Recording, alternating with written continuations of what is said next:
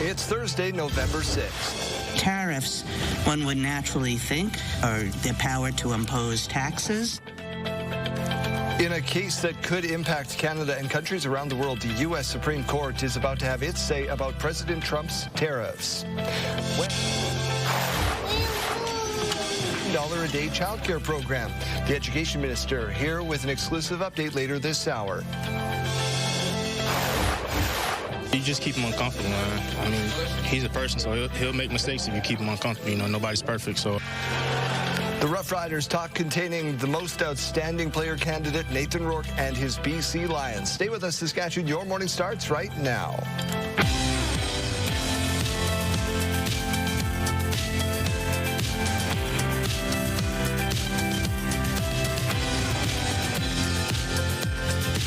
Welcome to Your Morning Saskatchewan. I'm Daryl. And I'm Kayleen. We hope your day is off to a great start. We've got a sports-filled day today. We're going to preview both sides of the Hardy Cup, the Saskatchewan Huskies and the Regina Rams. We're also talking Rough Riders.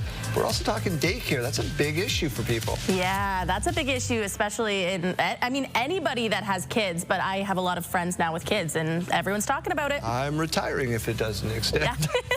It's expensive. Let's get to news. We're going to start with reaction to the federal budget, including here in Saskatchewan. Key items in the budget include streamlining access to the Canada Disability Benefit, a government review of ATM and bank fees, spending aimed at raising youth employment rates, and a potential bid to join the Eurovision Song Contest, of all things. Saskatchewan Deputy Premier and Finance Minister Jim Ryder said that while it would have liked to see a smaller deficit, it is understandable. We're in a situation in the world today where economic headwinds are affecting revenues, I think, of all jurisdictions. So obviously that's impacting the federal government. I think probably as we move forward this fiscal, you'll see it's impacting all the provinces as well. Ryder added that he's happy to see investments in an infrastructure program, but would have liked to see more as the province continues to comb through the budget. They're also in touch with federal officials for clarity on a few items. Federal workers are waiting for the hammer to drop, from the job cuts announced in the Liberal budget. I'm just waiting until it actually passes to react. Everyone's talking about it, but until it passes, nothing much we can do. The budget includes a plan to cut another 28,000 jobs from the public sector over the next 4 years. There are no specific details in the budget about where the job will be cut from. The Union for Federal Workers says job cuts will make it harder for Canadians to access the services they rely on. There are also concerns about how job losses will affect local business in Ottawa. Prime Minister Mark Carney says the cuts were aimed at making the government more efficient. The Liberals' newest addition to caucus is hinting that other Conservative MPs may join him in crossing the floor. I would suggest that there probably are those that are in the same boat, but I will let them tell their stories if that time comes. Chris d'Entremont joined Prime Minister Mark Carney at a post-budget news conference yesterday after being welcomed to the Liberal caucus. The Nova Scotia MP says his decision to cross the floor came down to two things: serving his constituents better and the issues he has with Conservative leader Pierre Poilievre. Conservative Dominique Vien is now releasing this video reaffirming her commitment to the party after rumors that she may cross the floor. And Conservative MP Matt Generou's office also squashed speculation, telling CTV News he is not crossing the floor. President Donald Trump's tariffs face some tough questions in the U.S. Supreme Court. It's a congressional power, not a presidential power to tax. And you want to say tariffs are not taxes, but that's exactly what they are.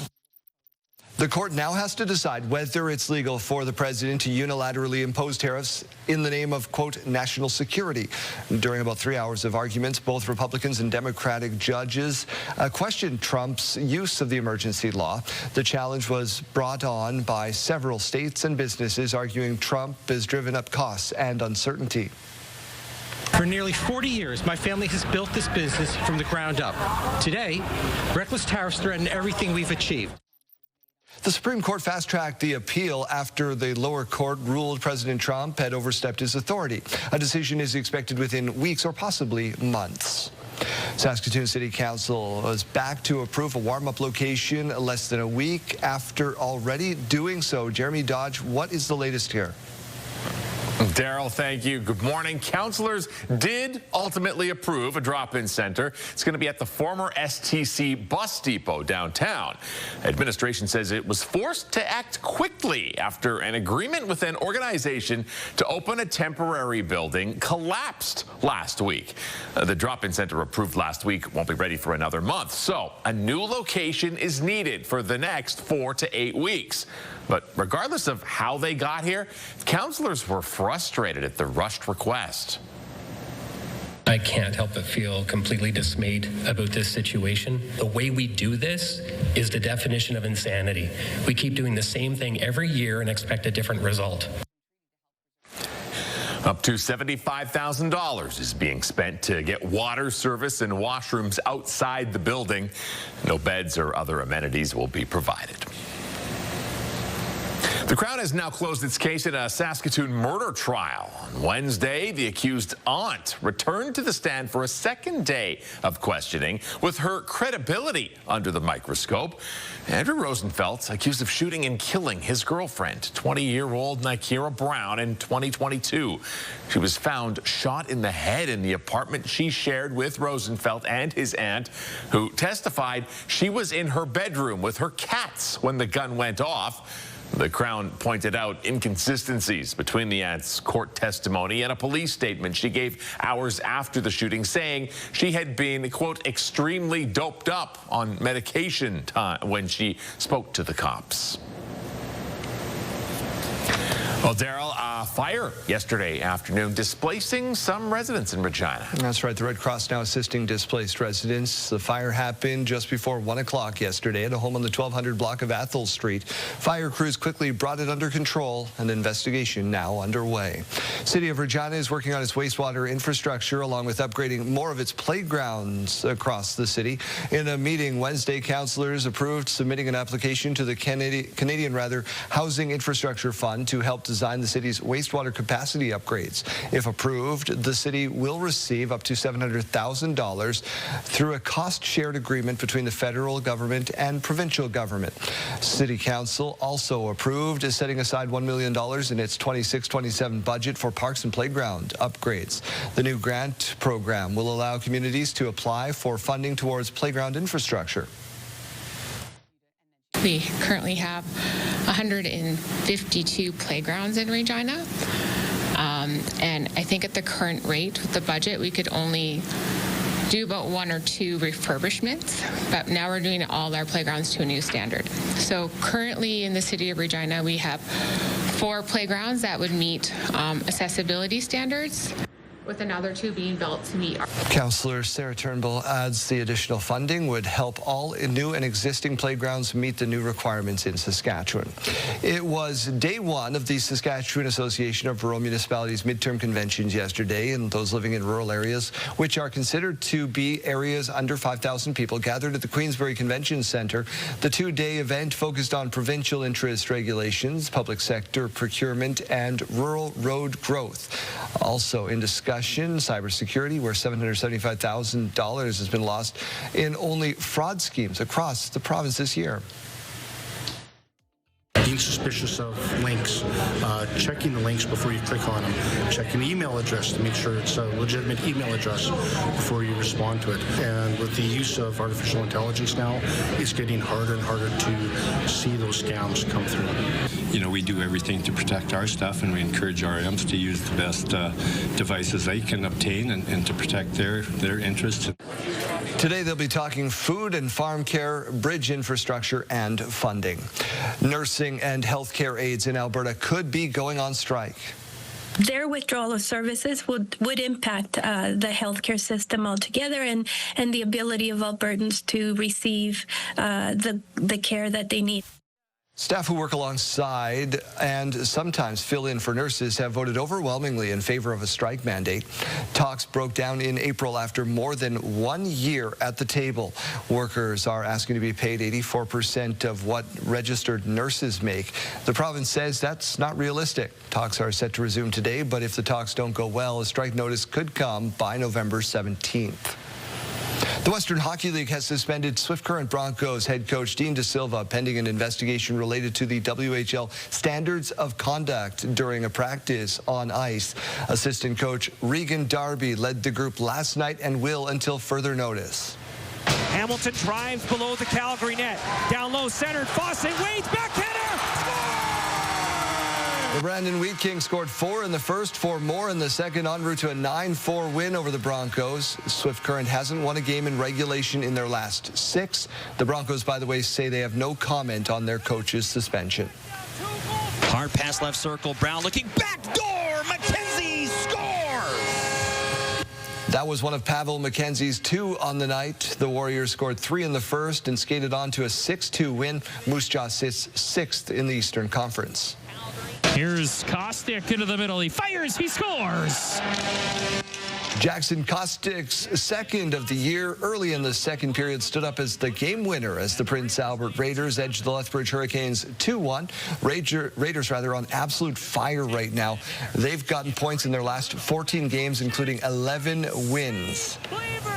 Man, hottest team in hockey probably right now. Let's get over to something that's not quite so hot, and that is the weather picture. Daryl, when I tell you we have a lot to talk about today in the Weather Center, let's jump right on into it. This Morning View brought to you by recyclemyelectronics.ca, where you can find a drop-off location near you. Now, 2 degrees right now, so we're already warmer than where we were starting really all throughout our show yesterday.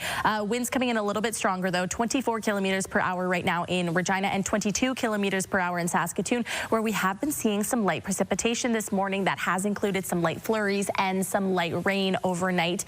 2 degrees as well to wake us up in Saskatoon. Now, the radar and satellite showing a lot today. We haven't seen a busier radar than this in quite a while. So you can see the snow coming into the central and northern zones, the rain coming in down through the south, and some of that mixed precipitation in the middle. Later on today, we're not really going to see this disappear all too much. Prince Albert going to be seeing that snow coming down today, also down through the Parkland region, Yorkton. So Prince Albert and Yorkton going to be seeing the most in terms of those snowfall totals today.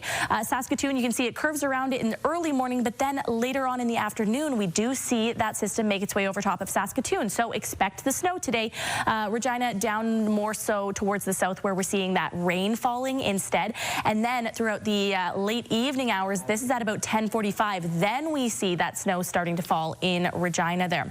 Now, overnight, we see it mainly clearing, but then another system making its way in from Alberta, going to start bringing some more precipitation down towards the southwest early tomorrow and then into those afternoon hours.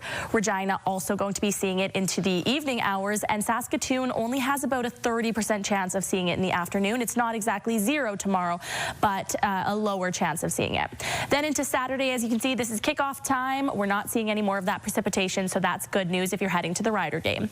Snowfall totals, how much we're expecting? Well, by the end of the day today, Prince Albert could see about 11 centimeters of snow. Yorkton could see about 13 centimeters. Saskatoon about 5, and Regina about 1 centimeter of snow. However, keep in mind that doesn't include the rain that we could also be seeing. Now, today's wind gusts going to be stronger down towards the southwest. So although we're not exactly seeing the snow and the rain down in the southwest, we are seeing the higher winds that could be gusting up to about 60 kilometers per hour.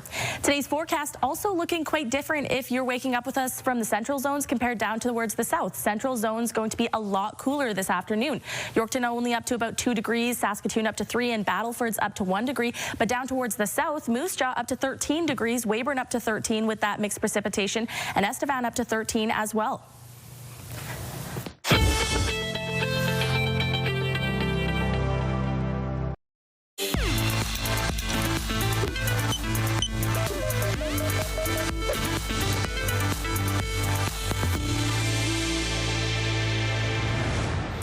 A Saskatoon family's calling for changes in health care after they say a recent trip to Royal University Hospital left a loved one traumatized.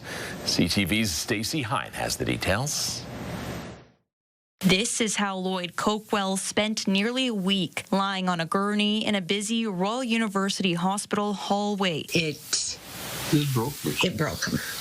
The 74-year-old went to RUH last month for an inner ear infection. He says he spent 6 days in the hallway before being moved into a room. During that time, he was across from constantly opening doors and surrounded by noise.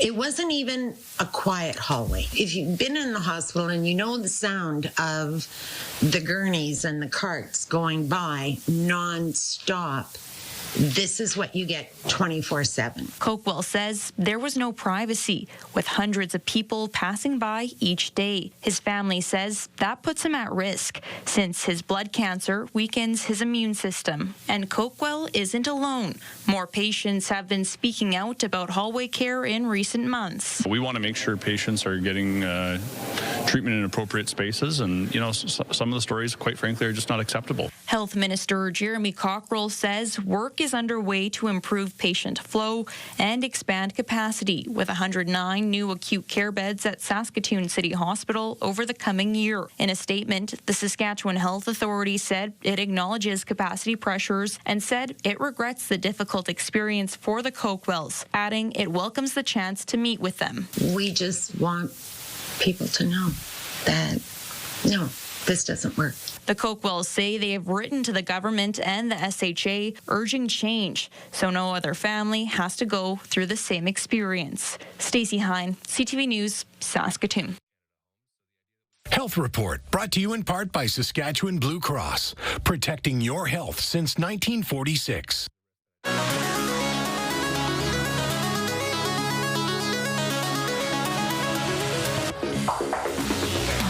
Well, in case you missed it, we're now getting a better look at where Olympic athletes will be spending their time when not competing in Italy this coming winter. Well, the accommodations aren't quite complete. It's close. One village is built on a former public railway site near Milan. Organizers say the project is focused on innovative and sustainable design. And after the games, the village will be quickly converted to student housing. There is 6 villages in total for the Milan Cortina Games. All of them will include 24-hour fitness centers, self-service laundries, and prayer rooms, and more. That's great. I love that they're repurposing. They already have a plan for the future, because if you go back and you look at Olympic sites like Sarajevo and things, they are in rough, haunted shape. Yeah. So that's good to see. You got to repurpose if you're spending all that money. What's your favorite Olympic sport, Kayleen? You had to pick one. If I had to pick one, gymnastics. I like Simone Biles. Jeremy, what about you? I like the skiing. I like the moguls and the ski cross. Oh yeah, I'm into that. I get deep into speed skating. I don't know. I love it. Yeah. That's exciting, because Canada always does so well. Well, we have somebody from Saskatchewan too, right? Marcia Houdet was really good from White City. Question of the day today: if you were to live inside a TV show for 1 week, what TV show would you live in? So I chose Desperate Housewives. Janelle and I actually photoshopped ourselves into a promotional poster for Desperate Housewives. We have it hanging up in the newsroom, although it's somehow gone missing. We need to see that. It is somehow gone missing, and I wanted to show it, Jeremy, and producer Nathan has hid it somewhere. It's hiding in Nathan's recycling bin. I think the Jetsons, only because I like the idea of when I wake up in the morning, it props you up, it brushes your teeth, it does the whole thing for you while you're still asleep. That's awesome. I like the idea of when she tries to take the $20 from her husband and then instead takes the whole wallet. Oh, you know what the denomination of the dollars is, do you? Jeremy, what about you? I struggled with this. I ultimately landed on The Morning Show, which is basically like what we do, except to the 100th degree. They make 100 times more money than us and have 100 times cooler lives. And they have a lot of problems, but they're mostly self-caused. So I think we can avoid those and just live the lavish morning show life. All right. That is good true. Answer. One would argue we are already living inside of one. We want to know which one you would like to live inside. Text your answer, your name to 10400, or scan the QR code on your screen. We're back in a minute. There's a beautiful look at the city of Saskatoon.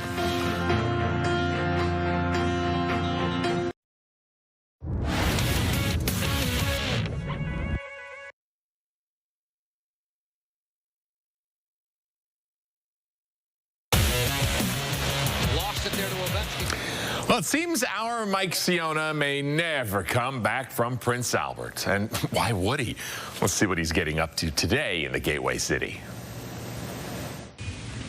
Well, it's a morning at the spa for me in Prince Albert at Sask Polytechnic. I am at the Prince Albert campus with Louise Benson, who is the program head of Applied Aesthetics. Tell me about the program and what you guys are doing up here. The Applied Aesthetics program is the hairstylist diploma program, the Applied Aesthetics skincare, and the nail technician program at Sask Polytech.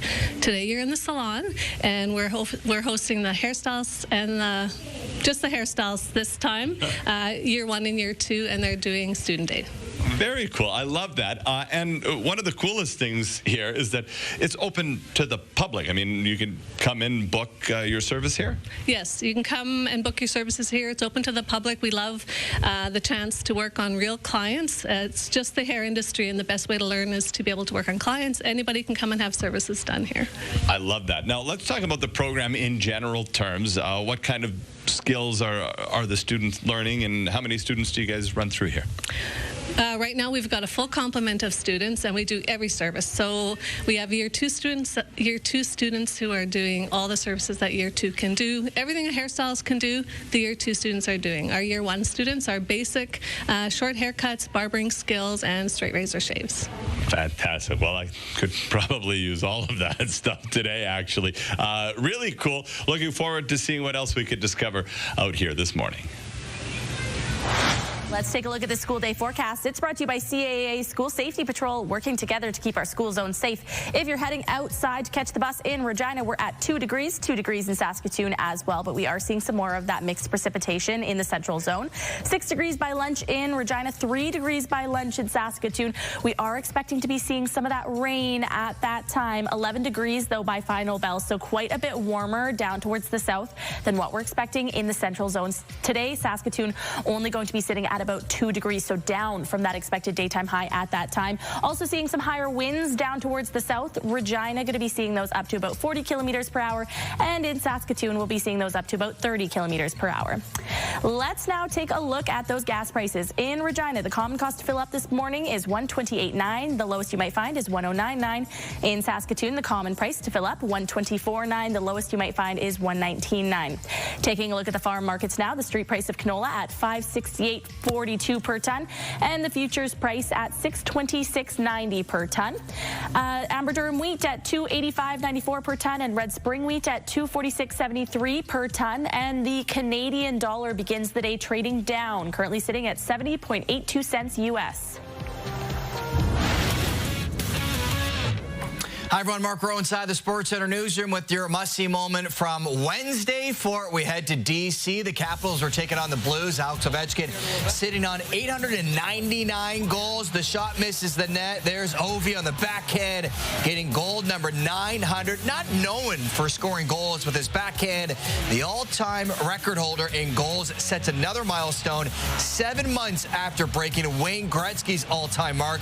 And that is your must-see moment from Wednesday. Tonight on TSN, it's Thursday night football. The Raiders taking on the Broncos with coverage beginning at 7 p.m. Eastern. That's all from the Sports Center newsroom. Have a great day.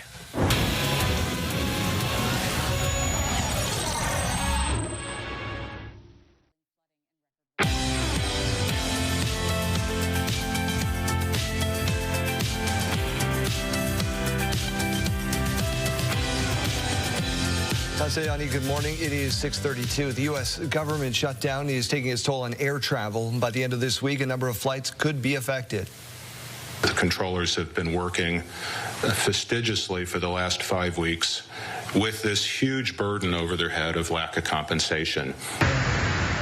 The U.S. Department of Transportation says there will be a 10% reduction in air travel at 40 major U.S. airports starting Friday if the government shutdown continues. This comes as air traffic controllers have been reporting issues with fatigue. The shutdown, now in its 37th day, is the longest in U.S. history. Ceremonies were held at the Legislative Building in Regina Wednesday ahead of Remembrance Day. This ceremony was to remember Saskatchewan civil servants who sacrificed their lives fighting for the country, held in the rotunda of the Legislative Building. It was attended by the Premier and government MLAs, along with government workers and military representatives. Remembrance Week is just an important time for all of us here in Canada to recognize the service and the sacrifices of so many Canadians who, whether they were public servants, whether they were just in regular life, answered that call to service. And, whether they went overseas, whether they served domestically, they put that uniform on. And so we take this week to recognize that. Following the ceremony, the Premier laid a wreath at the War Memorial on the Legislative grounds. More than 500 people turned out for Day 2 of the First Nations Language Keepers Gathering in Saskatoon. Wednesday showcased a panel titled Learner's Journey of the Sacred Path of Language. It featured speakers who are in the process of learning their native language and encouraging others to do so. One panelist shared how reconnecting with her culture was an important step in healing. And I went down a really bad road for a little bit, and when I got better, the language started to come back a little bit. And I noticed, like, for a lot of years that I was running away from my language when I moved to the city. And when I got better, I had to realize that I had to be who I was in my identity. So it makes me feel whole learning my language. The day also featured a number of workshops showcasing the different ways language can be taught to different age groups. SGI Canada and the Insurance Brokers Association of Canada, or Saskatchewan rather, are launching a new partnership called the Indigenous Broker Development Program. That program will recruit and train insurance brokers of First Nation, Métis, or Inuit heritage with the goal of fostering long-term careers in the insurance industry. SGI is contributing $750,000 to the 2-year pilot project, and participating brokerages can receive up to $25,000 for hiring and training. It's a two-pronged approach to solving some of the challenges we face in our province, especially in our Indigenous communities. One that creates job and opportunity for First Nation, Inuit, and Métis people, and secondly solves a workforce challenge for the brokerages across Saskatchewan. So it's a two-pronged approach that is really a win-win for both Indigenous opportunity and for the brokerages in Saskatchewan. This initiative is part of efforts to support Truth and Reconciliation's Commissioner's calls to action. The fate of a BC ostrich flock could become clearer today. The Supreme Court of Canada will release its decision on whether to hear a last-ditch appeal to save the birds more than 10 months after a cull was ordered. Among the leave applications that'll be ruled on, the Universal Ostrich Farms challenge of the Canadian Food Inspection Agency's order to cull the flock after an avian flu outbreak was detected late last year. If the court decides not to hear the case and lifts a stay, there will be no legal impediment to killing the hundreds of birds on the Edgewood farm. However, if a leave of appeal is granted, a final decision on the fate of the flock would become clearer after a hearing at the High Court. The Saskatchewan Roughriders have a tall task ahead of them in the BC Lions, mainly a CFL Most Outstanding Player candidate. First and goal now for that one to Eberhardt. Goes, takes it, keeps it, touchdown! Last week against Calgary in the semi-final for the West, Rourke threw for 223 yards and led the Lions, rushing it with 68 yards on 6 carries, including a 44-yard dash, giving the Saskatchewan defense lots to think about while game planning. You just keep him uncomfortable, man. I mean, he's a person, so he'll make mistakes if you keep him uncomfortable. You know, nobody's perfect, so just throwing different things at him and just trying to keep him off his game as much as we can. They always have a good plan. I think Corey Mace is a very good defensive coordinator, good defensive mind, and he's going to have a plan for us, and he's going to have a really good scheme and strategy, and so we're going to have to figure it out. Kickoff 5:30 Saturday. Really important right now is the area around Lloydminster, Payton, Saskatchewan. They're seeing some snow and some ice on the highways. Yeah, some mixed precipitation. Definitely a day to slow down on those roads. Keep your headlights on. That's so important. And keep distance between your cars. Let's turn our attention to this morning view now. We're at 2 degrees to start the day. A mix of sun and cloud with some southeast winds coming in to Regina at 24 kilometers per hour. In Saskatoon, we have been seeing some of that precipitation earlier on this morning and throughout those overnight hours. 2 degrees right now, though, to wake us up, and winds coming in at 22 kilometers per hour. Now, that future cast, though, this is what we're seeing for the rest of the day. So areas around Lloydminster there seeing some of that snow. Prince Albert going to be seeing a lot of that snow this morning, and then down through Yorkton as well. Prince Albert and Yorkton are those areas where we're expecting to see the most snow throughout the day today. Down towards the south, it's not really going to be as much about the snow, but the rain for the most part in the early afternoon, and then the snow moving in for the later parts of the afternoon and those evening overnight hours right over top of Regina, as you can see, around 11:15 p.m. and then down through areas around Yorkton as well. When we look forward to tomorrow, we see parts of today's system making its way out of the province, but we see some more coming in from Alberta, impacting areas down in the southwest, areas around Swift Current there, and we're really seeing it all. We're seeing those colors that are purple, green, and those pinks. So we're getting a mixture of it. Into tomorrow evening, Regina could also be seeing some more of those flurries as well. Saskatoon, right now we're saying about a 30% chance that that reaches you. It's not for sure, but the chance is there, so be warned. 6 a.m. on Saturday, we see the last little bit of that system bringing some flurries to areas around Estevan on Saturday, but then we see that push away, and for the rest of the day, we're not really seeing all too much on the screen there. So that means that it is going to be more dry for game time, 5:30 on Saturday, as we just heard in news. Current temperatures now. Take a look at Stony Rapids. -21 right now to start the day. -5 in Hudson Bay, -1 in Spiritwood. Down towards the south, we're seeing 5 degrees in Swift Current right now, 1 degree in Yorkton, and 2 degrees in Estevan. Later on this afternoon, we really are seeing warmer temperatures down towards the south. Throughout the central and northern zones, we're going to be seeing some cooler highs all throughout the afternoon. Regina now with that 5-day forecast. We see things on Saturday dropping down to about -5 for game day, -3 on Sunday, and 7 degrees on Monday. So things are going back up next week. In Saskatoon, 3 degrees today, -3 on Friday, -5 on Saturday, 0 on Sunday with that mix of sun and cloud, and then right back up to 9 degrees on Monday.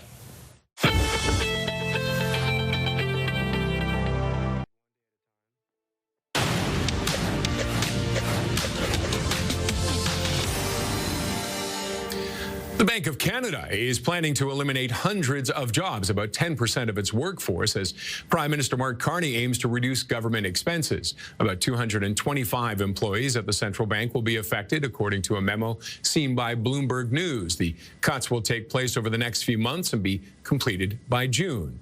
And the Canadian government is considering privatizing airports, reigniting an idea that was studied but then shelved nearly a decade ago. Openness to changing the ownership structure of airports across the country, which together are worth billions of dollars, is contained in a single line in Tuesday's budget, the first from Prime Minister Mark Carney. The government will also consider options for the privatization of airports. That's what it says, the budget document.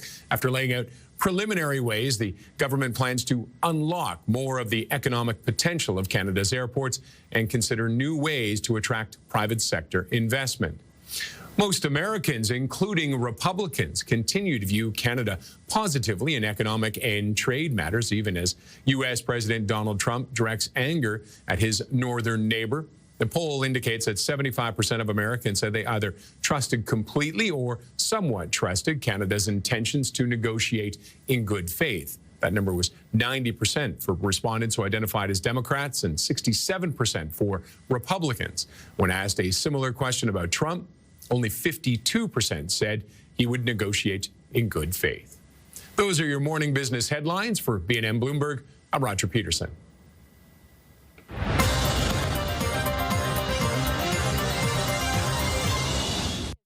The current $10 a day childcare agreement is set to expire in March. Our province is one of the few that have not signed an extension to this point. Everett Hindley is the education minister. He's in studio with us this morning for an update. Everett, good morning. Thank you for being here. Yeah, good morning, Daryl. Thanks for having me. Where do we stand? Well, a couple things. You know, we as a provincial government want to make sure that we're putting Saskatchewan families first, and it's pretty important for us to make sure that we're securing a new child care agreement for the province, for Saskatchewan families, and for the child care sector. For months now, you've heard me say that we're ready to negotiate. The province is ready to get to the table to try to get a better deal for Saskatchewan, and just recently we've been able to hear back from the federal government that have indicated that they now want to start negotiations. So grateful to see that that's now underway. What's taking so long? Well, I don't want to speculate on perhaps what's taken so long, but I guess a couple things.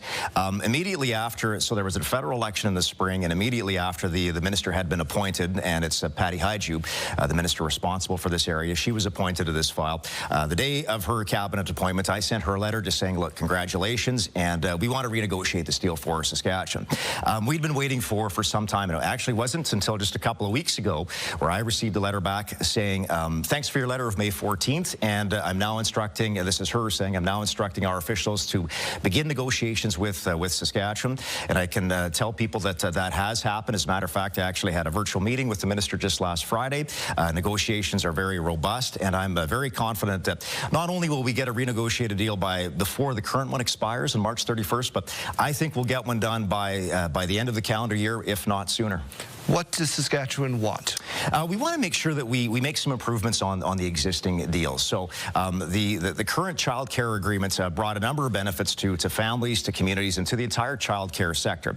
But we identified in terms of some of the feedback that we've been hearing from people, some changes that need to be made. So we're trying to negotiate those, and I won't get into a lot of the finer details, but just as an example, like one of the things I'd asked about was for kids that turn age 6 and technically age out of the program, it's different here than it is in, say, for example, Manitoba, where their age out is at age 7. So that was kind of a common sense thing as one example that we wanted to get changed, but there's some other things there that we think would benefit Saskatchewan families and the child care sector. So I'm pretty confident we're going to get a deal signed here fairly quickly. If you aren't a person that has a child in daycare, I have one. At 5, it's $217.50, and at 6, it jumps to like near $600. So that is a big gap that some parents are dealing with, and everybody across the board is dealing with that. Yeah. Why was that so important for you to include? Well, I think because, this is an important program for a number of reasons, right? I think families across this province and, frankly, across Canada, they appreciate what the affordability of this particular program. We want to make sure as a provincial government that the program is sustainable into the long term, and I think the federal government probably does as well. There was some brief mention in the federal budget this week around the child care program. I don't think any new significant dollars tied to it, but the escalator, the inflation continues to be in place in that agreement. But it's important for families, for example. It allows people to get back into the workforce. And we know how many challenges we're having in a growing economy right now trying to find labor. So that's just one example. But we also have a very robust child care sector. Folks that are, we've created many more child care spaces. We had a target of 28,000 more spaces to be created as part of the initial agreement here in Saskatchewan. We've reached about 91% of those spaces, with thousands more still in development. So we have a robust child care sector, but we also know that this is very important for families right across this province: Regina, Saskatoon, Swift Current, Shaunavon, Maple Creek, you name it. We look forward to seeing what happens next. Yeah, you bet. And like I said, I think we're very confident we're going to get a new deal signed here, as I said, hopefully by the end of December, if not sooner. Everett Hindley is the Minister of Education. The Aurora Art Guild is taking place at the University of Regina from today through Saturday. Janelle Pai is spending time with a few of the artists this morning to find out what's on the agenda. Good morning, Janelle. Hi, Jeremy. Good morning. That's right. And I've got Chris Cave with me here, one of the artists that are presenting their work here today up until Saturday. Now, Chris, thank you so much for being here. I'm so curious. Tell me a little bit about your backstory, how you got to this point. Yeah, thanks for having me today. Well, I'm, by trade, I'm a registered nurse of almost 20 years. And, during those times, you really get to experience a lot with people. You experience a lot of emotions. Work in different areas. I've worked in very high stress areas and cardiac areas, those types of things too, where you see people at their highest moments and some of their lowest moments in their life. And as far back as I can remember, I've loved to doodle, to draw, to paint, those types of things. And art has always been about, kind of an expression of human emotions, about those highs, those lows, that type of thing, a very, very human experience.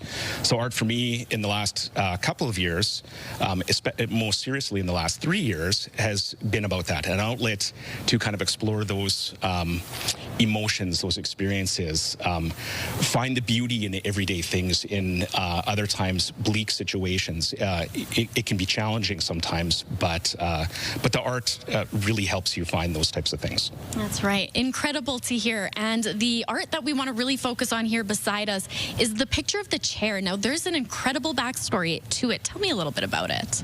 Yeah, so that piece was kind of innocuous at first. It was sort of a study piece that I started in a class with an incredible mentor and teacher of mine, Bhupinder Singh, and it had kind of been overlooked at first, just as a part of trying to explore some different techniques, some different styles of things, and it really came together for me as sort of in a couple different ways. Technically, it was sort of an accumulation of all my technical skills to date for what I could do, exploring the medium of watercolor, which is, has this reputation of being this notoriously difficult and unruly medium that it is very difficult to get the results of.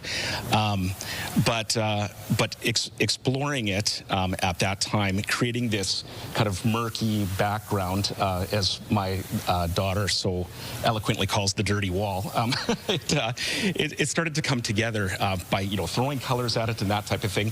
And then I left it aside, for a long period of time, semi-abandoned, like I decided sort of, for the final name for the piece. So before finally kind of coming all together and being sort of the peak of those things. So amazing. To me, it kind of represents those types of things, Yes. It can be an abandonment of maybe hesitation. It can be an abandonment of old habits, new habits, creating, new and older things together. So Right. Yeah. All right. Well, unfortunately, we are out of time, Chris, but thank you so much for this. I am so excited for these coming days. Have a ton of fun. We're going to be back very soon with a couple more chats here with another artist.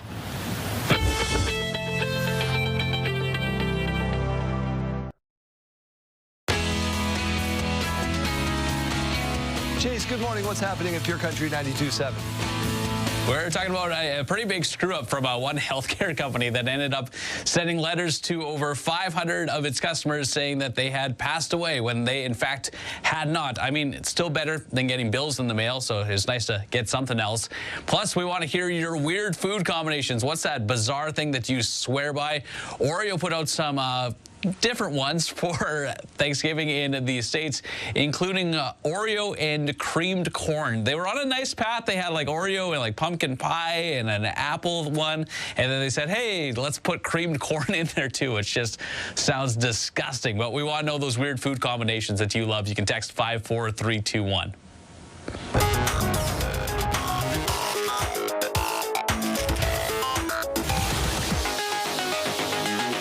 Sidebar time, and here's the dad who has to lie to his toddler to go play golf.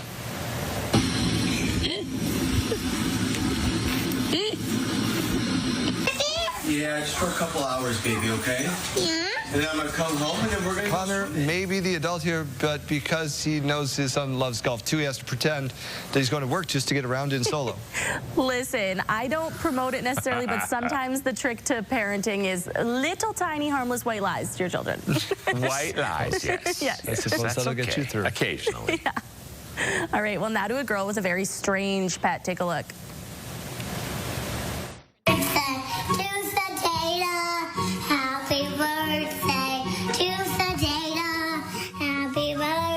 The little girl obsessed with bugs, and of course her favorite is this dead cicada. Dressed up as her little friend to celebrate its first birthday post-mortem. It even has a little cake. And yes, this means that she's been carrying around her perished pal for over a year now. Well, that's gross. Yeah. How about we're back in just a minute.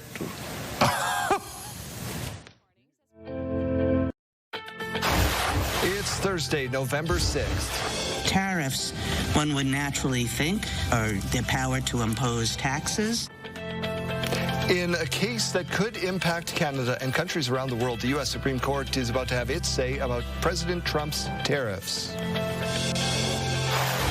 Wherever they're sitting in the House. This is a time where we need to act as a country, be as unified as possible. After Chris D'Entremont crossed the floor to join the Liberal caucus, many now wondering if more Conservatives might follow. We're really focused in on just winning this week, and to go win back-to-back Hardy Cup, something that's never been done before, would be big for us. Turner's kick is up. Regina Rams set to meet the Saskatchewan Huskies in the Hardy Cup. We got a preview coming up. Stay with us. Saskatchewan, your morning starts right now.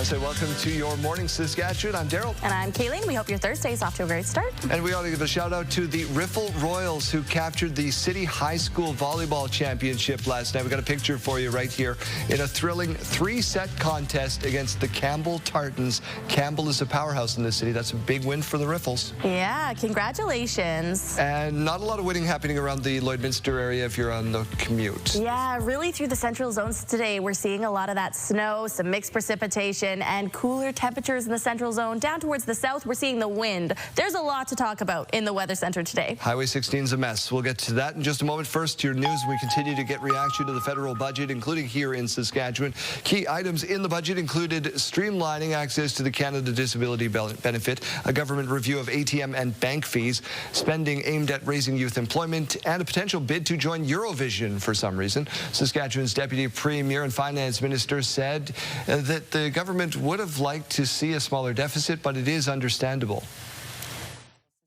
We're in a situation in the world today where economic headwinds are affecting revenues, I think, of all jurisdictions. So obviously that's impacting the federal government. I think probably as we move forward this fiscal, you'll see it's impacting all the provinces as well. Jim Ryder, who you just heard from there, added he's happy to see investments in an infrastructure program, but would have liked to see more as the provincial officials comb through the budget. They're also in touch with federal officials for clarity on a few items. Federal workers are waiting for the hammer to drop from job cuts announced in the budget. I'm just waiting until it actually passes to react. Everyone's talking about it, but until it passes, nothing much we can do. The budget includes a plan to cut another 28,000 jobs from the public sector over the next 4 years. There are no specific details in the budget about where the jobs will be cut. The Union for Federal Workers say the job cuts will make it harder for Canadians to access services they rely on. There are also concerns about how job losses will affect local business in Ottawa.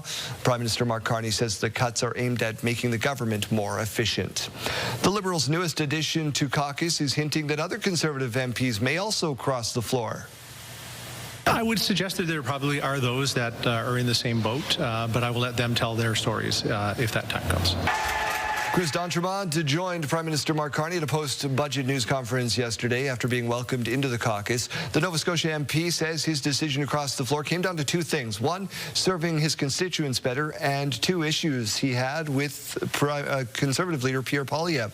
Conservative Dominic Venny, who you're seeing on your screen, released a video reaffirming her commitment to the party after rumors started to swirl. And Conservative Matt Jeterou's office also squashed speculation, telling CTV News he is not crossing the floor. President Donald Trump's tariffs faced some tough questions in the U.S. Supreme Court yesterday. It's a congressional power, not a presidential power to tax. And you want to say tariffs are not taxes, but that's exactly what they are. The court now has to decide whether it's legal for the president to unilaterally impose tariffs in the name of national security. During about 3 hours of arguments, both Democrats and Republicans, judges alike, questioned President Trump's use of the emergency law. The challenge was brought on by several states and businesses, arguing the tariffs have driven up costs and uncertainty. We go now to Saskatoon City Council. Bring in Jeremy Dodge. Good morning, Jeremy. Good morning, Daryl. So council was back in session yesterday. Less than a week after approving a winter drop-in center, they had to reconvene to look at another one. As Keenan Sorokhan reports, council was not happy with the surprise ask from administration. City Council was back to approve a warm-up drop-in center here at the former STC bus depot downtown, and many were frustrated at the rushed request. I can't help but feel completely dismayed about this situation. The way we do this is the definition of insanity. We keep doing the same thing every year and expect a different result. Councillors found out an agreement with an organization fell through last week. The newly agreed-upon drop-in center on Avenue C won't be ready for at least a month. And with St. Mary's Shelter not accepting any women, the city was forced to act quickly to find a suitable spot. A shifting of services through the province, and they were not able to make it work. Businesses and nearby residents were told about the plan a day before the meeting. The city will need to spend $50,000 to $75,000 to get the building ready for 4 to 8 weeks of use, which includes basic necessities like water service and washroom trailers outside the building. No beds or other comforts will be provided. This is now the second location that's going to be run right beside an enhanced shelter. You know, it's last minute, but it is where we are. Electricians were on site preparing the building hours before the meeting began, leaving councillors to wonder what they were doing here. It's a done deal as far as I'm concerned. The work has started, the contract is signed. I mean, I feel like I don't even need to be here in this room. This is a waste of my time being in a special council meeting. With the site approved, council put a hard spending cap of $75,000. A dime more needs council approval. And beyond council frustration, there was a clear desire to avoid being in this situation again this time next year. If I vote against it, I'm the heartless person who wants women to die. If I vote for it, I'm fulfilling this insanity that we keep doing every year. Keenan Sora Khan, CTV News, Saskatoon. Well, Daryl, a fire yesterday afternoon has left some Regina residents with nowhere to go. The Red Cross assisting those residents displaced by fire that happened just before 1 o'clock yesterday at a home on the 1200 block of Athol Street. Fire crews quickly brought it under control, and an investigation is now underway. The Western Hockey League has suspended Swift Current Broncos head coach Dean De Silva pending an investigation related to the WHL standards of conduct during an on-ice practice. Assistant coach Regan Darby led the group last night and will until further notice. Move on Hawker and pivots up the far wall. Across for Hadland. Back to Jacobson. He holds it, fires, scores! The Brandon Wheat Kings scored 4 in the first, 4 more in the second, en route to a 9-4 win over the Broncos last night. Swift Current hasn't won a game in regulation in their last 6. The Broncos, by the way, say they have no comment on their coach's suspension. Hard pass left circle. Brown looking back door. McKenzie scores! Was Pavel McKenzie, 1 of 2 on the night for him. The Warriors scored 3 in the first period, skated to a 6-2 win. Moose Jaw sits 6th in the Eastern Conference. Kostick into the middle. He fires. He scores. Jackson Kostick, second of the year, early in the second, stood up as a game winner as the Prince Albert Rangers calmed the winds of the Lethbridge Hurricanes 2-1. Raiders on absolute fire right now. They've gotten points in their last 14 games, including 11 wins. It's a lot of points they're piling up. Snow is starting to pile up in areas around Highway 16 this morning. Yeah, well, actually, the areas where we're going to be seeing the most of the snow falling later on into the afternoon is actually going to be Prince Albert and then down through the Parkland region around Yorkton. Be prepared for that. Make sure you're staying safe out on those roads today. Keep those headlights on. The sun not fully up yet. We're not expecting it really to be up until about 8 o'clock this morning. This morning view, though, although it's dark, it's brought to you by recyclemyelectronics.ca, where you can find a drop-off location near you.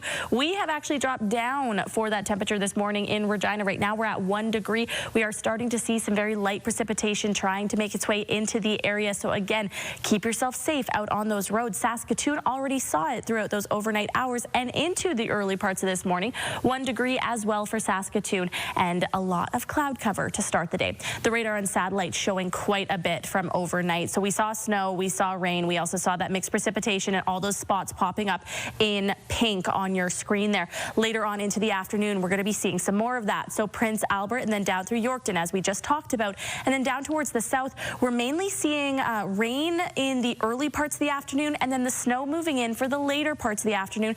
Take a look at how that's concentrating right over top of Saskatoon, though, at about 6:45 p.m. this afternoon.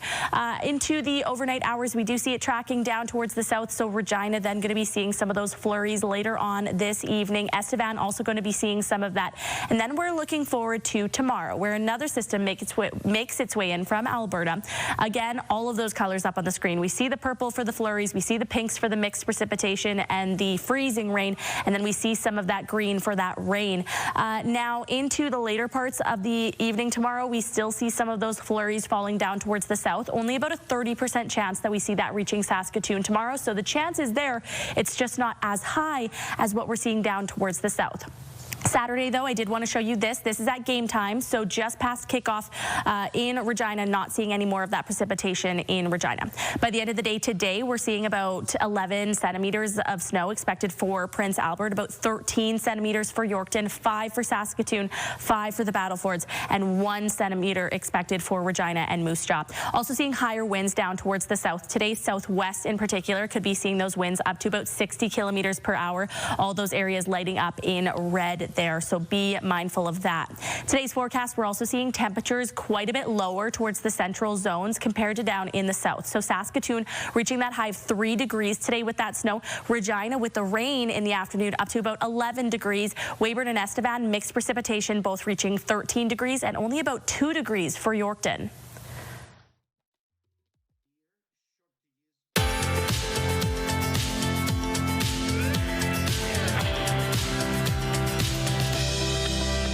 We're taking a look at this rural forecast and pay attention to the discrepancy between these temperatures in the north and central zones down towards the south. 3 degrees for Watrous with that snow falling this afternoon. Wynyard up to only about 1 degree. 7 degrees though for Outlook and 6 degrees for Kindersley. Mainly getting that rain today. We're getting a mixture of it all today. Down towards the south, we're seeing higher temperatures, also higher wind gusts this afternoon. East End Cypress up to 13 degrees, but could be seeing wind gusts up to about 60 kilometers per hour. Carlisle with a nice mix of sun and cloud could be seeing some of that precipitation though into the evening hours, up to 8 degrees this afternoon and 6 degrees for Broadview. Let's take a look at Hague, where internet plans up to 1 gig are available from SaskTel. Only seeing a cooler high today of 2 degrees this afternoon. Light snow as well into those evening hours, and then some northeast winds coming in between 20 to 40 kilometers per hour. Let's go back out to Mike Siona now, who is at Saskatchewan Polytechnic Prince Albert this morning, getting a first-hand look at their applied aesthetics program. Mike. Well, we've moved now into the hairstyling lab. I don't know, the spa, salon. I don't have a lot of hair, so you know that it's not a place that I'm very comfortable being, but that's fine. I'm here with Louise Benson, who is the program head at the Prince Albert campus here. And we're seeing all of this in action as the students are literally styling real hair, and they're working on each other today. Yes, they're working on each other today. This is called the Customer Service Lab. We do our practicums here. So the students get an opportunity to do hands-on live learning on each other as well, and preparing for the customer service, which is just started this week. Very cool. I love that. Now, I'm kind of overhearing here, and I heard someone say back combing. I'm not going to even try and guess what that means, but it's something that I heard. And what's the importance of actually working on real people? With the hairstyling industry, it is very hands-on, so there's no better way to learn than actual learning on clients. That's why the practicums have a learning component where we open the salon and they get to work in a real live working environment. That's fantastic. And then for members of the general public, yesterday was the actual first day that we're accepting for this semester public bookings? Yes, we're open to the public as of yesterday, so we're excited to have everybody. We're booked up solid, and students are preparing today, so they look great for their first day or their days on the salon. Oh, fantastic. I love that. I think we've got some coloring going on over here. Is that right? Yeah. I just don't fit in really well here, but that's okay. I'm learning, which is what it's all about, and they're learning as well.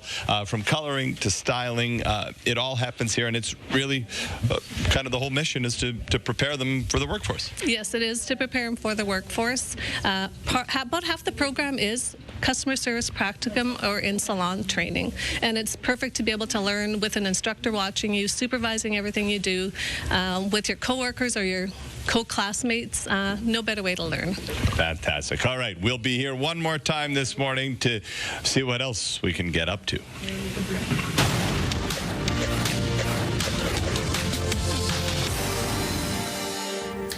The Bank of Canada is planning to eliminate hundreds of jobs, about 10% of its workforce, as Prime Minister Mark Carney aims to reduce government expenses. About 225 employees at the central bank will be affected, according to a memo seen by Bloomberg News. The cuts will take place over the next few months and be completed by June. And the Canadian government is considering privatizing airports, reigniting an idea that was studied but then shelved nearly a decade ago. Openness to changing the ownership structure of airports across the country, which together are worth billions of dollars, is contained in a single line in Tuesday's budget, the first from Prime Minister Mark Carney. The government will also consider options for the privatization of airports. That's what it says, the budget document. After laying out preliminary ways the government plans to unlock more of the economic potential of Canada's airports and consider new ways to attract private sector investment. Most Americans, including Republicans, continue to view Canada positively in economic and trade matters, even as U.S. President Donald Trump directs anger at his northern neighbor. The poll indicates that 75% of Americans said they either trusted completely or somewhat trusted Canada's intentions to negotiate in good faith. That number was 90% for respondents who identified as Democrats and 67% for Republicans. When asked a similar question about Trump, only 52% said he would negotiate in good faith. Those are your morning business headlines. For B&M Bloomberg, I'm Roger Peterson.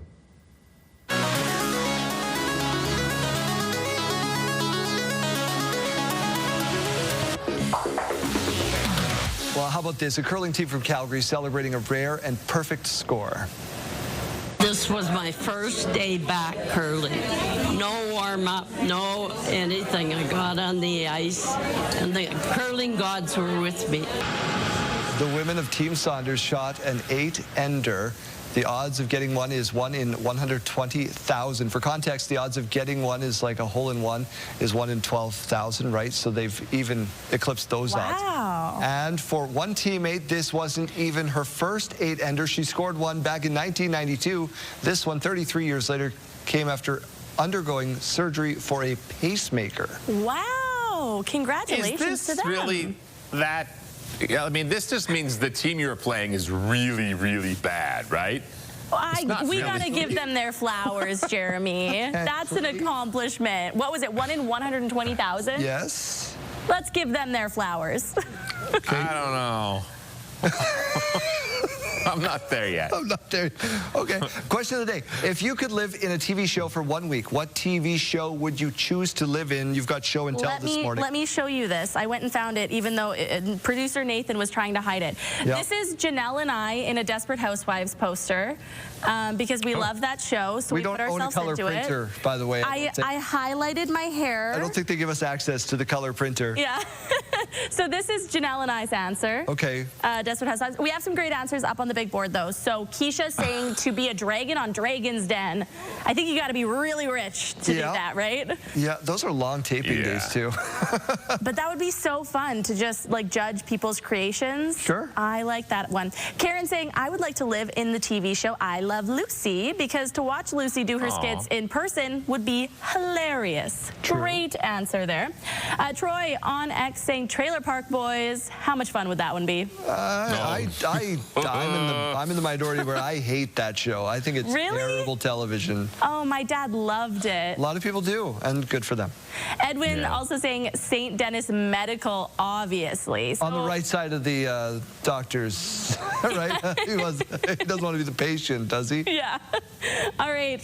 So we're asking for your answers. So again, if you could live in a TV show for 1 week, what show would it be? Bonus points if you tell us why. Text your name and your answer to 10400. Standard message rates may apply. You can also scan that QR code on your screen right now. We're going to be sharing some more answers in about 1 hour.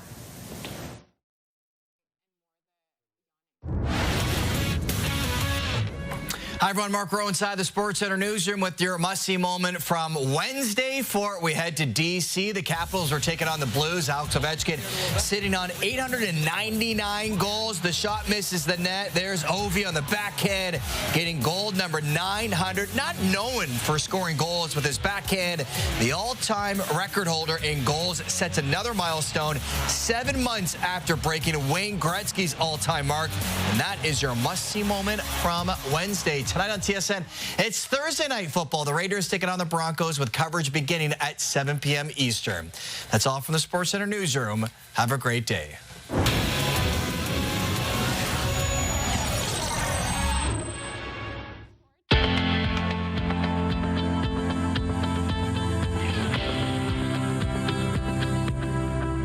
Time for your morning mystery. We are told it is a band this time. Kayleen asked for the decade. We did not get a reply. The band was formed in 1973. Oh, I'm a goner here. Currently sold over 200 million albums worldwide, making them one of the best-selling bands ever. The name of the band was inspired by the output on a sewing machine. What? What? That third clue is supposed to give it away. Hold on. Am I the only one that's going to get this one? No. Hold on, the background shows it. The background shows the answer. It does not. It does not. Oh, my goodness. Why did you tell him? The answer's up. Oh, hey. Answer's up. No, JD, too late. No, I guess I need a slash in the middle. I wasn't going to get it until Director Corey said in my ear, look at the background, look at the background. And then you had to say Why it would on you do there. that? It is AC/DC. Tickets go on sale for the band's Canadian tour later today. Edmonton is one of those stops. That's likely the most popular place for people here in Saskatchewan. That was your, well, sort of a morning mystery. Studio consideration provided by Father's Furniture, specializing in quality Canadian-made furniture. Your school day forecast is brought to you by CAA School Safety Patrol, working together to keep our school zones safe. We're at 1 degree in Regina and Saskatoon this morning. We are seeing some of that precipitation, including snow and rain this morning in many areas across the province. 6 degrees by lunch in Regina, 3 degrees by lunch in Saskatoon. And then by final bell, we're seeing a lot of differences with these temperatures. 2 degrees in Saskatoon at that time. That's actually dropping down from the expected daytime high of 3 degrees. And in Saskatoon, in Regina, the daytime high is going to be 11 degrees. We'll be sitting at that at about 3 p.m. with the winds elevated up to about 40 kilometers per hour. As we go to break, here's a look at those gas prices in Regina. The common cost to fill up is $128.9 this morning. The lowest you might find it is $109.9. In Saskatoon, the common price $124.9. The lowest you might find is $119.9. Taking a look at the farm markets now, the street price of canola is at $568.42 per ton, and the futures price at $626.90 per ton. Amber durum wheat at $285.94 per ton, and red spring wheat at $246.73 per ton. And the Canadian dollar trading down this morning, currently sitting at 70.82 cents US. After the break, how the U.S. government shutdown could be impacting Canadians when it comes to air travel. Those details coming up. Stay with us, Saskatchewan.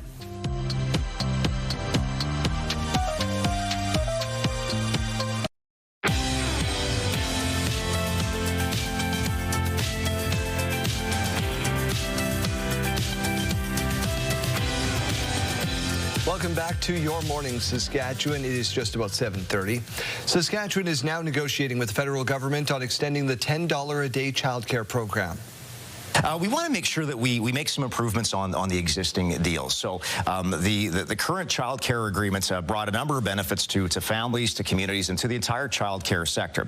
But we identified in terms of some of the feedback that we've been hearing from people, some changes that need to be made. So we're trying to negotiate those, and I won't get into a lot of the finer details, but just as an example, like one of the things I'd asked about was for kids that turn age 6 and technically age out of the program, it's different here than it is in, say, for example, Manitoba, where their age out is at age 7. So that was kind of a common sense thing as one example that we wanted to get changed, but there's some other things there that we think would benefit Saskatchewan families and the child. Education Minister Everett Hindley says he had a virtual meeting with the minister responsible for the file, Patty Haidu, on Friday, and is now confident they can get an extension signed by the end of the calendar year. The current agreement is set to expire at the end of March. You can stream that full conversation right now on our website. The Supreme Court is set to announce today whether it will hear the appeals and the challenge of Saskatchewan's government's school pronoun law. The law prevents children under the age of 16 from changing their names or pronouns they use at school without consent of their parents. Premier Scott Moe's government invoked the Charter's notwithstanding clause in 2023 in launching the legislation. A Regina Pride group says the rule causes irreparable harm to gender-diverse youth. The government argues parents should be involved in their children's decisions at school. Earlier this year, the Saskatchewan Court of Appeal ruled the group's challenge can continue. A Saskatoon family is calling for changes in health care after they say a recent trip to Royal University Hospital in Saskatoon traumatized their loved one. The Coquel family says when 74-year-old Lloyd Coquel went to RUH for an inner ear infection last month, he spent 6 days on a stretcher in a busy hallway before he got a hospital bed. They say he had no privacy and that hundreds of people passed by him each day. They say Lloyd also has blood cancer, making him immunocompromised. They're calling for change so no one else has to go through it. We just want people to know that, no, this doesn't work. The SHA acknowledges the capacity pressures in emergency departments create a difficult environment for patient, staff, and paramedics, and that it regrets the pressures have caused difficult experiences for the patient during an already challenging time.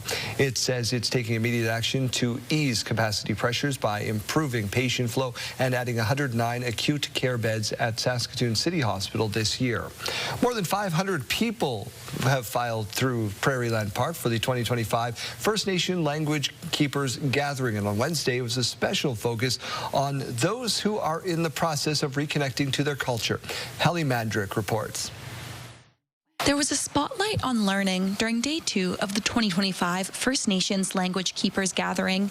The featured panel, titled Learner's Journey on the Sacred Path of Language, showcasing how the next generation is keeping Indigenous language alive. They're actually online, inspiring people to pick up the language, whether they be teenagers, whether they be people in their 30s or 40s, or even more seasoned people.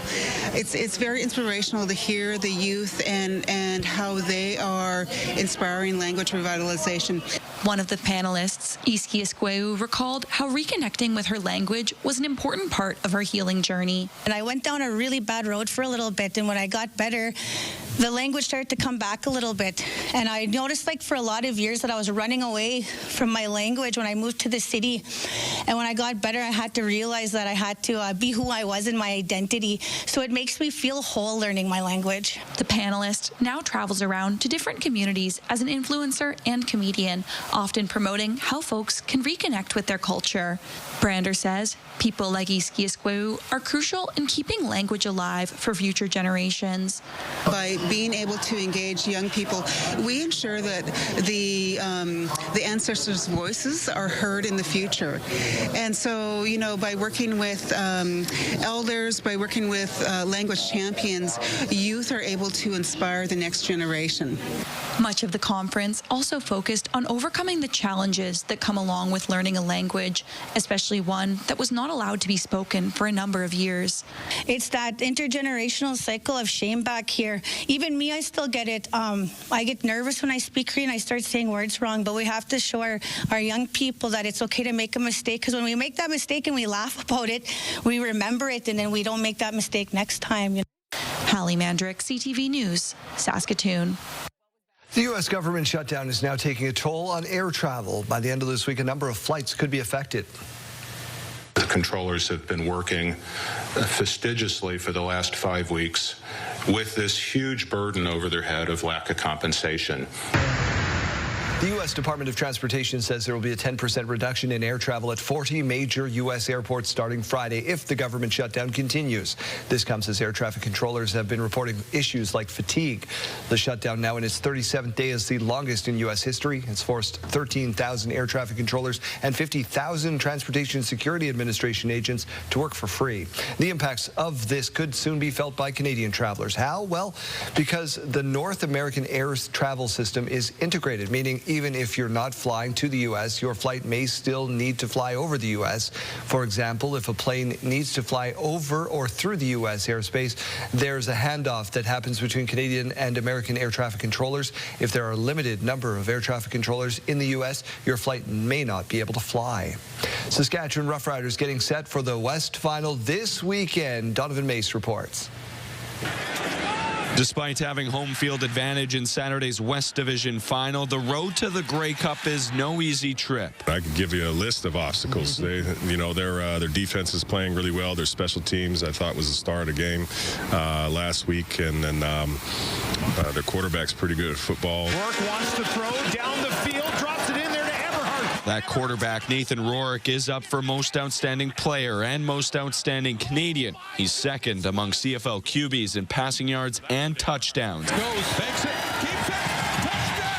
Plus, a dual threat of his game, making him more dangerous. Rourke was 8th in the league in rushing yards with over 560, including a 70-yarder against the Elks in Week 20. A guy like that gets outside of the pocket, we know he can run. He broke off a 70-yarder, scored a touchdown. So, he has that, and then he can still make plays throwing the ball downfield when he gets outside of the pocket. You just keep him uncomfortable, man. I mean, he's a person, so he'll make mistakes if you keep him uncomfortable. Nobody's perfect, so just throwing different things at him and just trying to keep him off his game as much as we can. They always have a good plan. Rourke has played in one previous West final back in 2022 against the Bombers in Winnipeg, where he completed just 54% of his passes and threw 2 interceptions. The environments are very similar. It was colder a couple years ago, and it might also have been louder. The Riders did defeat the Lions in last year's West semifinal, and now they'll be looking for another playoff win over BC, this time with a trip to the Grey Cup up for grabs. Donovan May, CTV News, Regina. Okay, so we get right to you, Kayleen, in the Weather Center. There's a lot to talk about. Wind in the south, snow up towards my uncle and aunt in Paynton, Saskatchewan. Yeah, and we're already seeing some rain in Regina today as well. We're going to be seeing that into the afternoon and snow into the evening hours. We're going to take a look at that on our future cast. There's a lot going on this morning. Let's turn our attention right now, though, to current conditions. 1 degree in Regina. We have actually gone down in the past few minutes here. We do have some of that rain falling, some southeast winds coming in at 26 kilometers per hour. In Saskatoon, very similar conditions to wake us up. So 1 degree right now, some rain falling, and that was happening overnight as well. And some east winds coming in at 20 kilometers per hour. So mainly this morning, if you're heading out for your morning commute, make sure you're keeping yourself safe. That precipitation on the road does pose some risks out there this morning.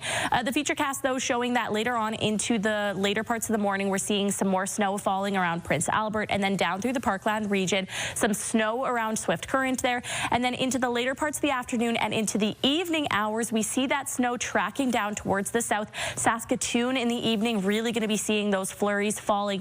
Yorkton as well, still continuing to see it into the evening hours, and then rain way down along that border there with Estevan, and then we see that snow going right over top of Regina overnight and then down through Estevan as well. Now tomorrow, when we see one system move out of the way, we see another system make its way in from Alberta. Again, seeing all the colors here, the flurries, the mixed precipitation, freezing rain, and the just plain rain into tomorrow afternoon for the southwest. And then as it tracks eastward, Regina and Estevan also going to be seeing those flurries tomorrow as well. Saskatoon, you don't see it reach you, but we still do have about a 30% chance that Saskatoon could be seeing some very light flurries tomorrow afternoon. What people are probably looking forward to, though, is Saturday afternoon if you're making your way to Regina for that Rider game. This is just after kickoff, as you can see on your screen, about 5:45 p.m. We're not seeing any more of that precipitation on our screen, thankfully. Current temperatures now very cool up in the north, minus 20 degrees in Stony Rapids, 1 degree for Melfort, minus 4 in Hudson Bay, 2 degrees to wake us up in Moose Jaw, 3 degrees in Assiniboia, and 1 degree in Estevan.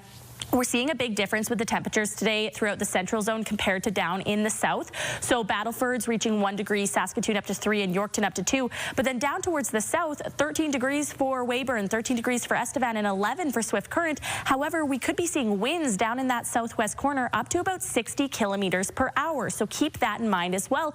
Temperatures going back up for your next work week, however, after a cool weekend. So 7 degrees on Monday, 7 degrees on Tuesday, and 4 degrees on Wednesday for Regina. In Saskatoon, 9 degrees after a cool weekend on Monday.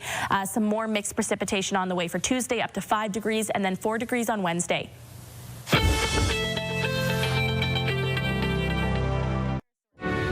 We will never forget your bravery, your strength, your sacrifice. The very best and bravest of our nation, these heroic souls stood on guard for freedom. Join the CTV News team and me as Canada comes together to remember. Remembrance Day 2025, Tuesday morning at 10 Eastern, 7 Pacific on CTV.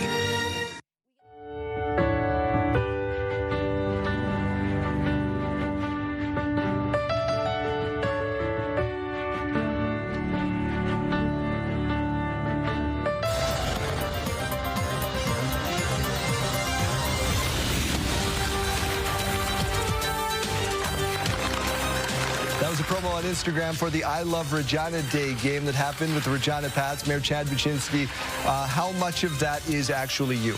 That's been a common question that's come up. It's you tying the skates. Yeah. I saw the tattoo. It's not all me. Okay. But some of it is me. But there's definitely some movie magic there to make that happen. It's fun to have that happen, both, right? So fun. It was so great. Lots of smiles, lots of fun. Great to see families out enjoying the evening, and what a great game and a great outcome. Let's talk about water smart meters. There was a group that came out this week that says, why can't we just have an old analog one? These new smart meters are not working for us. What's the latest in that situation? So for the city, we are we have over 78,000 meters installed. There's under 600 left to do, and really this is a standard for any utility, whether it's your power meter, your gas meter, and in this case our water meter. They come to end of life. The old meters, they become less reliable, less accurate over time. They wear out, and this is a transition over to a newer technology. The technology also allows us to collect the data without having trucks go driving around in close proximity. We can actually do it through a centralized network, similar to your gas and water meters. So, do you know how close we are to the power meters being rolled out full? That's not my portfolio, so I wouldn't be able to say. It's got to be soon. It's got to be soon. How concerned were you in your office about the reports of candy that was tampered with over Halloween, or potentially tampered with? Yeah, you know, anytime you hear anything like that, it's of concern. So I know, you know, Regina Police is aware, and obviously, if there's any information that we can gather, we would feed it to them to look into that for sure. But obviously, the safety of our kids is paramount. Let's talk about the federal budget. What did you like in the document? What is going to actually help residents of Regina? I mean, I can highlight the main one for me, and it's because I did go on a trip to Ottawa with the province and some of my municipal colleagues to advocate for infrastructure funding. So I was pleasantly surprised to see that they did in fact include, I think, over $50 billion in infrastructure funding. What we need to do now is unpack what are the strings that are attached to that, what projects would we prioritize as a city in our list of projects for infrastructure that we need to get done, and what can we apply to that funding to actually get some of that money into our city. Can some of those dollars go into the new aquatic center, overpasses that are already under construction, or is that money already earmarked?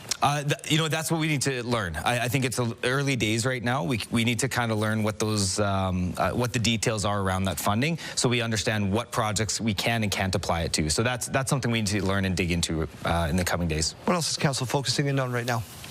Well, yesterday we had a council meeting. You know, we had some good conversation and approved the ability for us to do some different ways of investing or manage our investment income in hopes that we can actually generate more revenue through that stream.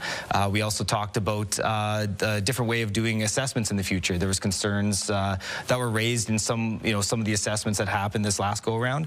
So council discussed and gave administration direction to look into potential phase-in for future years of assessment, so they have the capability and they're prepared in case we see some peaks and valleys and fluctuations the next go-around. If the Pats need somebody on Friday night, are you ready to go? You know what? I'd be happy to be there to hand out water bottles and sticks if I need to. Fair enough. Chad, thank you so much for doing this. Hey, thanks for having me. Wardrobe consideration by Colin O'Brien Man's Shop, defining contemporary style for over 20 years.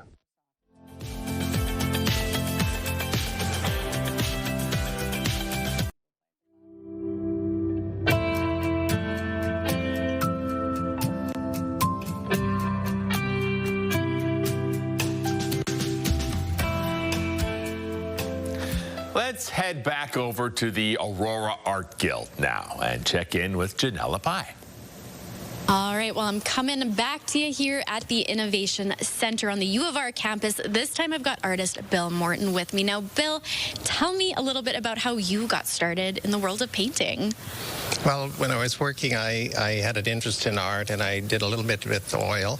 And then I just got busy raising a family and working. So then after I retired, I took some classes, actually watercolor classes. I started with watercolor, and then I moved to acrylic, and then I joined this guild, and I've been a member of this guild for about 13, 14 years. And that's been really inspirational for me, working with other artists and seeing their work and how they help you along. Well, there are so many beautiful pieces around here. I can't help but feel inspired myself as a non-artistic person. I want to get into the world of painting too. Now, we have one of your pieces right beside you here. Tell me a little bit about it. Well, it's a winter scene, as you can tell. I'm not a lover of winter, but there is a lot of beauty in winter, particularly with the hoarfrost and the. I tried to capture the mood here. There's a sort of a calm, somber mood here, and I also like to walk, and the walking path sort of intrigued me, and just the beauty of nature in the winter and with the hoarfrost. It really inspired me for this. It's a gorgeous piece. I can't get over how beautiful and accurate it is. We were talking a little bit about that earlier today. Now, this is a piece for sale. Yes. How many other pieces do you have here? I only have one other. I only got one other done this summer, but I have another piece here as well. It's acrylic. It's very different than this. It's a nature piece as well. It's apple blossoms, and I like nature as well, as you can tell from this too. And so that inspires me a lot. I do a lot of work, landscape and still life both. Whatever sort of hits me at the time, I guess. Gorgeous, Bill. Thank you so much for this. You've got some beautiful work here. I'm very excited for you guys to go through these next couple of days and have some fun with it. Thank you so much for being here. Thank you very much. Thanks for having me. Alrighty, well, that wraps things up at the moment down here at the Innovation Center. We will be right back. All right, Janelle, thank you very much for that. We'll check back in with you later.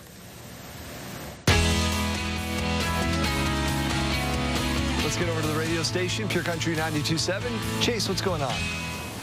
Well, we're going to give you a little taste of a new song that will be officially released tomorrow. This is kind of a flashback to the days when you grew up watching Much Music. Della Smith is teaming up with Sean Desmond. One Good Life is what the song is called. Full release coming out tomorrow, although if you head to their Instagram page, whoever gives them the best caption, they're actually going to send the full song to today. So you can get that nice and early. Plus, we're continuing to talk about those weird food combinations as Oreo's doing a combo of Oreo and creamed corn.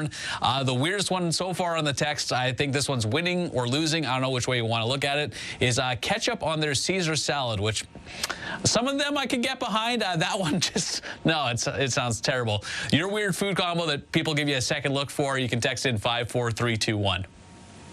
Thanks, Chase. Appreciate it. Thanks. We'll see you tomorrow.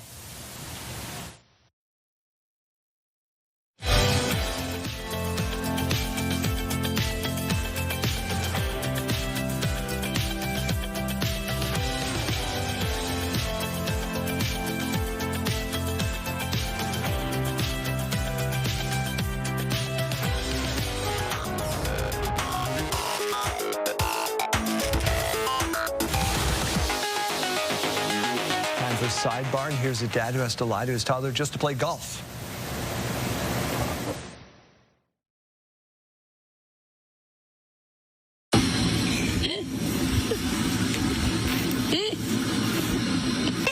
Yeah, just for a couple hours, baby, okay? Yeah. And then I'm gonna come home and then we're gonna go swimming. Yeah. See, Connor may be the adult here, but he knows his kid loves to golf, so to play around by himself, he has to say, I'm going to work, but we can go swimming after. Yeah, see, that's a nice compromise. Yeah. Dad gets to go do what he wants to do. He gets to come home and take the kid to what she wants to do. See you later. Yeah. Talk to you later. Bye-bye. That's expert level parenting right there. JD, you're up. All right. Check out this ancient piece of technology that somehow still works.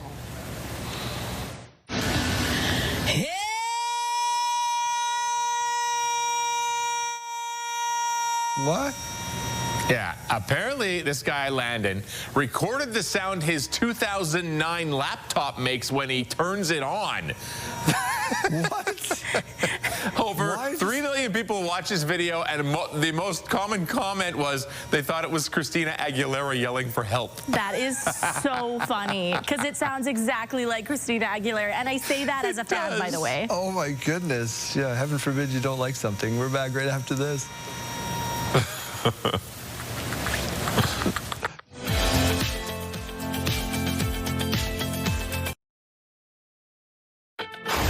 It's Thursday. Thursday, November 6th. Negotiations are very robust, and I'm very confident that not only will we get a renegotiated deal before the current one expires on March 31st, but I think we'll get one done by the end of the calendar year, if not sooner.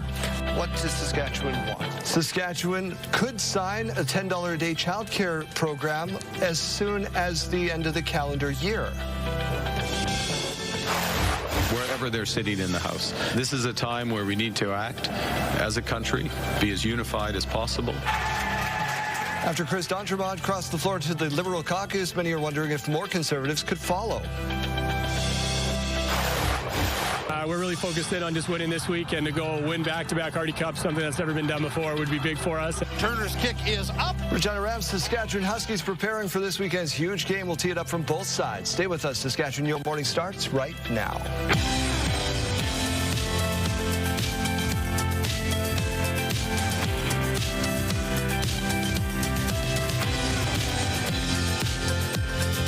Welcome to Your Morning Saskatchewan. I'm Daryl. And I'm Kayleen. We hope your day is off to a great start. And it is busy in the weather center today. Yeah, busy. We're talking about snow in the central zones, rain down towards the south, higher winds in the southwest. We're talking about a lot, and even moving into tomorrow, it's busy. Oh, my goodness. And if you're looking for the celebration segment, the milestone segment with the birthdays, there were none today, so can't run if you don't have it. Let's get over to news. Saskatchewan is now negotiating with the federal government on extending the $10 a day childcare program. We also have a very robust childcare sector. Folks that are, we've created many more childcare spaces. We had a target of 28,000 more spaces to be created as part of the initial agreement here in Saskatchewan. We've reached about 91% of those spaces, with thousands more still in development. So we have a robust childcare sector, but we also know that this is very important for families right across this province: Regina, Saskatoon, Swift Current, Shaunavon, Maple Creek, you name it. Education Minister Everett Hindley says he had a virtual meeting with the minister responsible for the file, Patty Haidu, on Friday, and is now confident they can get an extension signed by the end of the calendar year. The current agreement is set to expire at the end of March. Hindley says one of the things he'd like to see included in the new deal is the inclusion of coverage for 6-year-olds who currently age out of the program. Manitoba already does this. You can stream our full conversation right now on our website. Supreme Court is set to announce today whether it will hear appeals in the challenge of Saskatchewan's school pronoun law. The law prevents children under the age of 16 from changing the names or pronouns they use at school without parental consent. Premier Scott Moe's government invoked the Charter's notwithstanding clause in 2023. Regina Pride Group says the rule causes irreparable harm to gender-diverse youth. The government argues parents should be involved in their children's decisions at school. Earlier this year, Saskatchewan Court of Appeal ruled the group's challenge can continue. Former Prime Minister Jean Chrétien says Canada's premiers are too quick to use the notwithstanding clause for, quote, marginal reasons, and believes they've lost sight of the original purpose.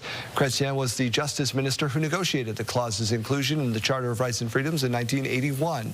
He says the provision was designed for legislatures to step in and override certain portions of the Charter for up to 5 years when a court ruling went too far. At an event in Toronto last night, Chrétien said provinces are using the notwithstanding clause for anything, and that very much worries him. The Saskatchewan government is holding off when it comes to any criticism of the new federal budget. The finance minister says while he would have preferred a smaller deficit, it is understandable given the circumstances. Wayne Mantika reports. The new federal budget has a large $78 billion deficit, but Saskatchewan isn't being overly critical. But first blush, large deficit, obviously be concerning, but understandable. We're in a situation in the world today where economic headwinds are affecting revenues, I think, of all jurisdictions. The 406-page document promises to downsize government through a reduction in the civil service. There are also plans for nation-building infrastructure projects. Saskatchewan is waiting to learn what that might mean for the province. Happy to see that infrastructure program. Again, trying to get some details on that. Was a very high-level announcement. We want to see how they envision it. We had announced previously that if they do an infrastructure program, we'd be in for our third. Saskatchewan communities are preparing a wish list. Well, as we know, the Downtown Event and Entertainment District will happen one day, and we are hoping that will be a joint initiative with other orders of government. And it's unclear at this point if or how how our project could fit into that. So we'll be listening carefully to those details. The NDP opposition sees potential. This is a potential game changer. There's a lot of opportunities, a lot of talk about investing in the things that we've been calling for, going back months now, that critical trade-enabling infrastructure, those pipelines, those power lines, those rail lines. The province expects to have a better understanding of the budget after being briefed by federal officials. Those talks are currently underway. Wayne Mantika, CTV News, Regina. The Liberals' newest addition to caucus is hinting that other Conservative MPs may join him in crossing the floor. I would suggest that there probably are those that are in the same boat, but I will let them tell their stories if that time comes. Chris D'Entremont joined Prime Minister Mark Carney at a post-budget news conference yesterday after being welcomed to the Liberal caucus. The Nova Scotia MP says it's his decision to cross the floor came down to two things: serving his constituents better and issues he was having with Conservative leader Pierre Poilievre. Conservative Dominic Venny, seen here in this video she released yesterday, reaffirmed her commitment to the party after rumors that she is crossing the floor. And Conservative MP Matt Genereux's office says he's not crossing the floor either. Let's talk City Council in Saskatoon as we bring in Jeremy Dodge and throw things over to him.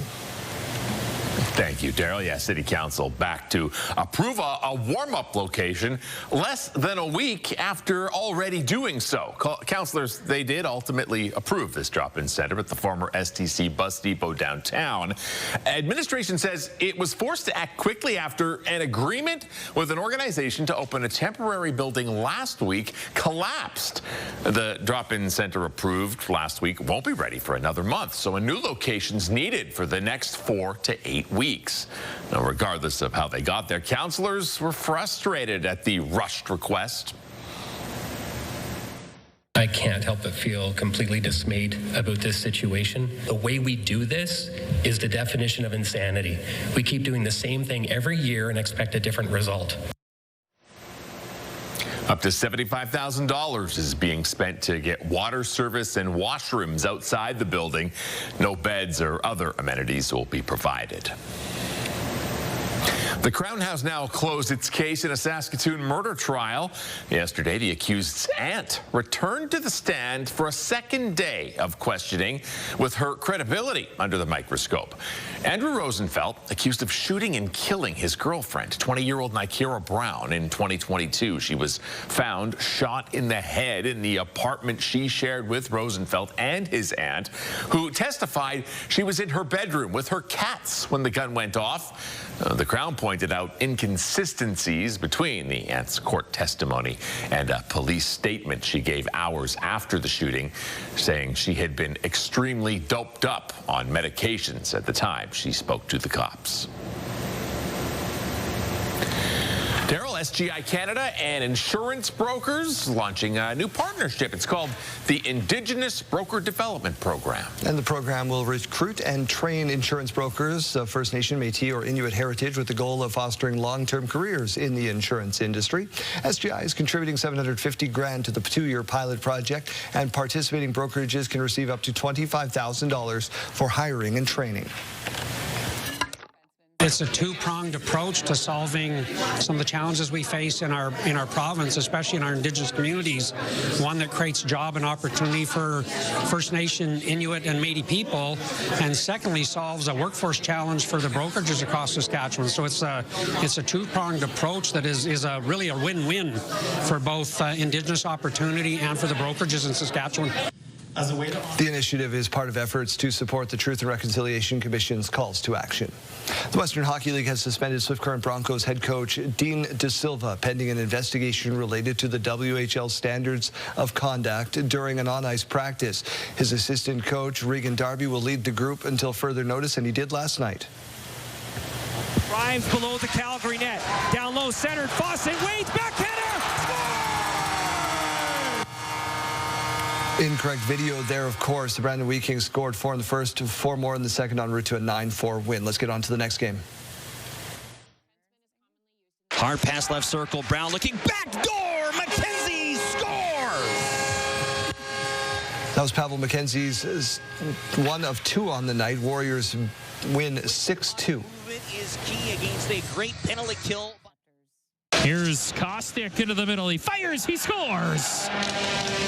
Jackson Kostick, second of the year, early in the second period, stood up as the game winner as the Prince Albert Raiders edged the Lethbridge Hurricanes 2-1. Raiders on fire right now. They've got 11 points in 14. In NHL action, it hit another milestone. Here's Tripper moving in with a shot. Missed the net. Ovechkin Number 900 for Alex Ovechkin, the NHL's all-time leading goal scorer, reached the milestone in a 6-1 win over the St. Louis Blues. There's a lot to get to in the weather picture, so let's get straight to Caitlin Sawatsky. Highway 16 is a mess. The winds in the south are absolutely crazy. Take us through it all. Yeah, well, there is a lot to talk about today. The main point it all boils down to is be safe out on those roads today. We're seeing freezing rain, we're seeing some flurries, and we're seeing some rain falling down in Regina today as well. Now, the morning view not looking super bright or sunny, but it's brought to you by recyclemyelectronics.ca, where you can find a drop-off location near you. We're at 1 degree right now. That temperature has gone down. Now, again, seeing some rain already to start the day. We already saw some rain already in Saskatoon as well, where we're also sitting at 1 degree. That has just popped down from about 2 degrees, and some winds coming in around 26 kilometers per hour. Now, the radar and satellite was very busy, but it all comes down to seeing continuously throughout the day-to-day what we saw overnight. So we're seeing Prince Albert getting all those flurries later on into the afternoon. Yorkton going to be seeing those flurries as well. And then we see that green color, that's the rain tracking down through the south end of the province today. And then as we make our way into those late evening hours and overnight hours, we also see those flurries reach us down towards the south as well. So be careful out there today, everyone. Winter isn't officially here until next month, but it sure is seeming like those conditions are moving in. Now, into Friday afternoon, we also see that down in the southwest. That's the area lit up on your screen where we're seeing the highest winds today, up to about 60 kilometers per hour in areas around Swift Current, and then in areas just south of Swift Current as well. Moving into tomorrow, they're going to be seeing that snow, and starting in the morning, continuing on really all afternoon into those evening hours. Now, let's talk about today, though. Again, how much snow can we expect? Well, Prince Albert, about 11 centimeters today. Yorkton, about 13 centimeters. Saskatoon and the Battlefords, about 5 centimeters today. And then Regina and Moose Jaw, only about 1 centimeter. But as we just mentioned, that area that is not expecting that snow down through areas just south of Swift Current, going to be seeing those higher winds today. So if it's not one thing, it's the other, right? Minus 21 for current temperatures right now in Stony Rapids. So definitely a cold day to start way up in the north. Minus 5 in Buffalo Narrows, minus 1 in Nipawin, minus 4 in Hudson Bay. Down towards the south, we're seeing some warmer temperatures, and that's what we're going to be seeing into the afternoon as well. Swift Current currently sitting at 6 degrees, 0 degrees in Estevan, and 3 degrees in Assiniboia. Later on this afternoon, as I just mentioned, warmer temperatures down towards the south, even with that precipitation today. 11 degrees for Swift Current, 13 for Weyburn, 13 for Estevan, and only about 2 degrees for Yorkton, 3 for Saskatoon this afternoon.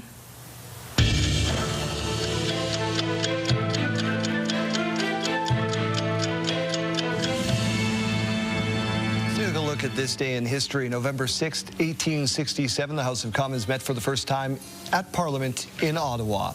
November 6th, Toronto won its bid to host the 2015 Pan Am Games. And November 6, 1991, a Canadian crew put out the last of the 751 oil well fires started by an Iraqi troop at the end of the Gulf War.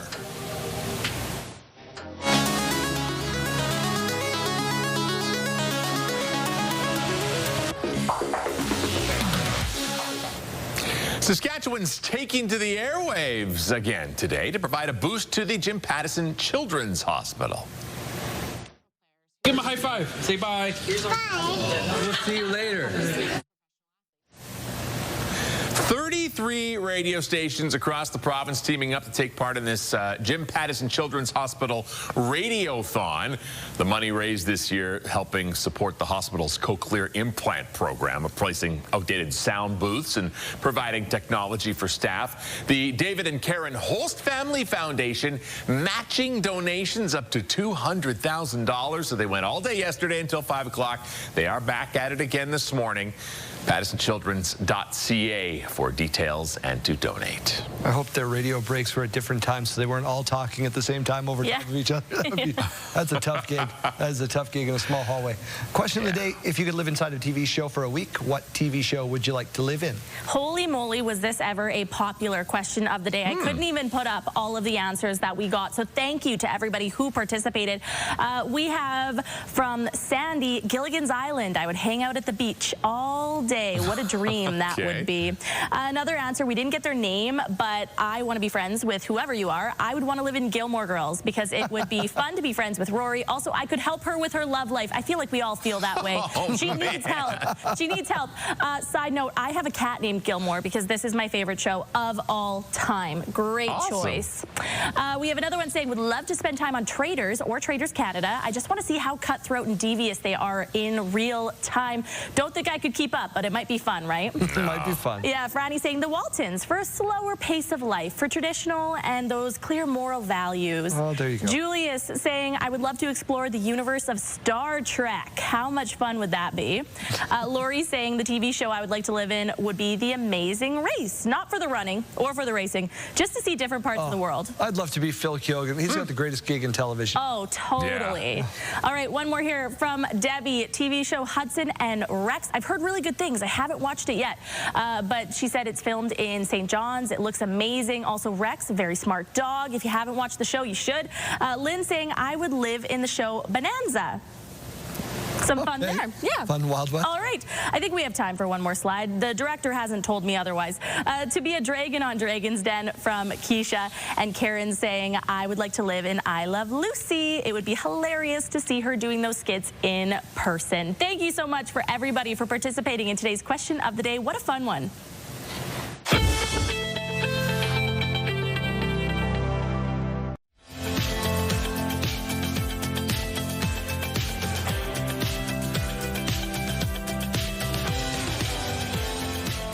They say beauty is in the eye of the beholder, but that isn't stopping our Mike Siona from trying to become more beautiful this morning in Prince Albert. Mike?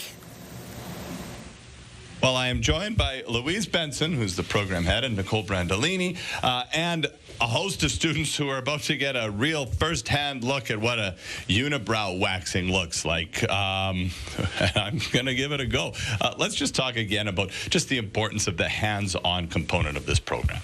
Once again, we're doing another technique, very hands-on program. We do facial hair removal in the hairstylist program, and we will be doing a demonstration on waxing. We do a demonstration on every technique to our students so they learn firsthand what they need to know. Fantastic. I love that. What am I expecting here? We've already prepped me? Yes, we've cleansed and powdered your brows. We're going to put on some warm wax, and then we're going to rip the strip off, and you're going to get zero hair there once we're done. Well, that's very exciting. And what am I expecting to feel? Maybe a titch of pain. Yeah. Well, let's give it a go here, as only we can do on Your Morning Saskatchewan in Prince Albert. And I'll get you to just talk us through this. I'm going to talk you through this, am I? Okay. Yeah. Nicole is just gathering the wax on this applicator, and she's going to be applying it to your middle brow, unibrow. Yeah. And she'll be putting a strip on to stick the wax. Here she comes. Are you ready for it? I think so. Okay. So something I didn't think was going to happen today. Don't squeeze. Well, it is nice and warm. Yeah, it's not hot. Oh. I checked it on my wrist first. That's very kind of you. And then, of course, the feeling of the great unknown. Okay, now don't scrunch your eyes. Boys like to scrunch their eyes. Okay. Just relax. I'm going to pull. And that's it? That's it. I still have one more to do, though. Oh, okay. It's not just one. Well, there you go. We'll do the other one, and while that's happening, we'll just send it back to you guys in studio, and we'll wish me luck.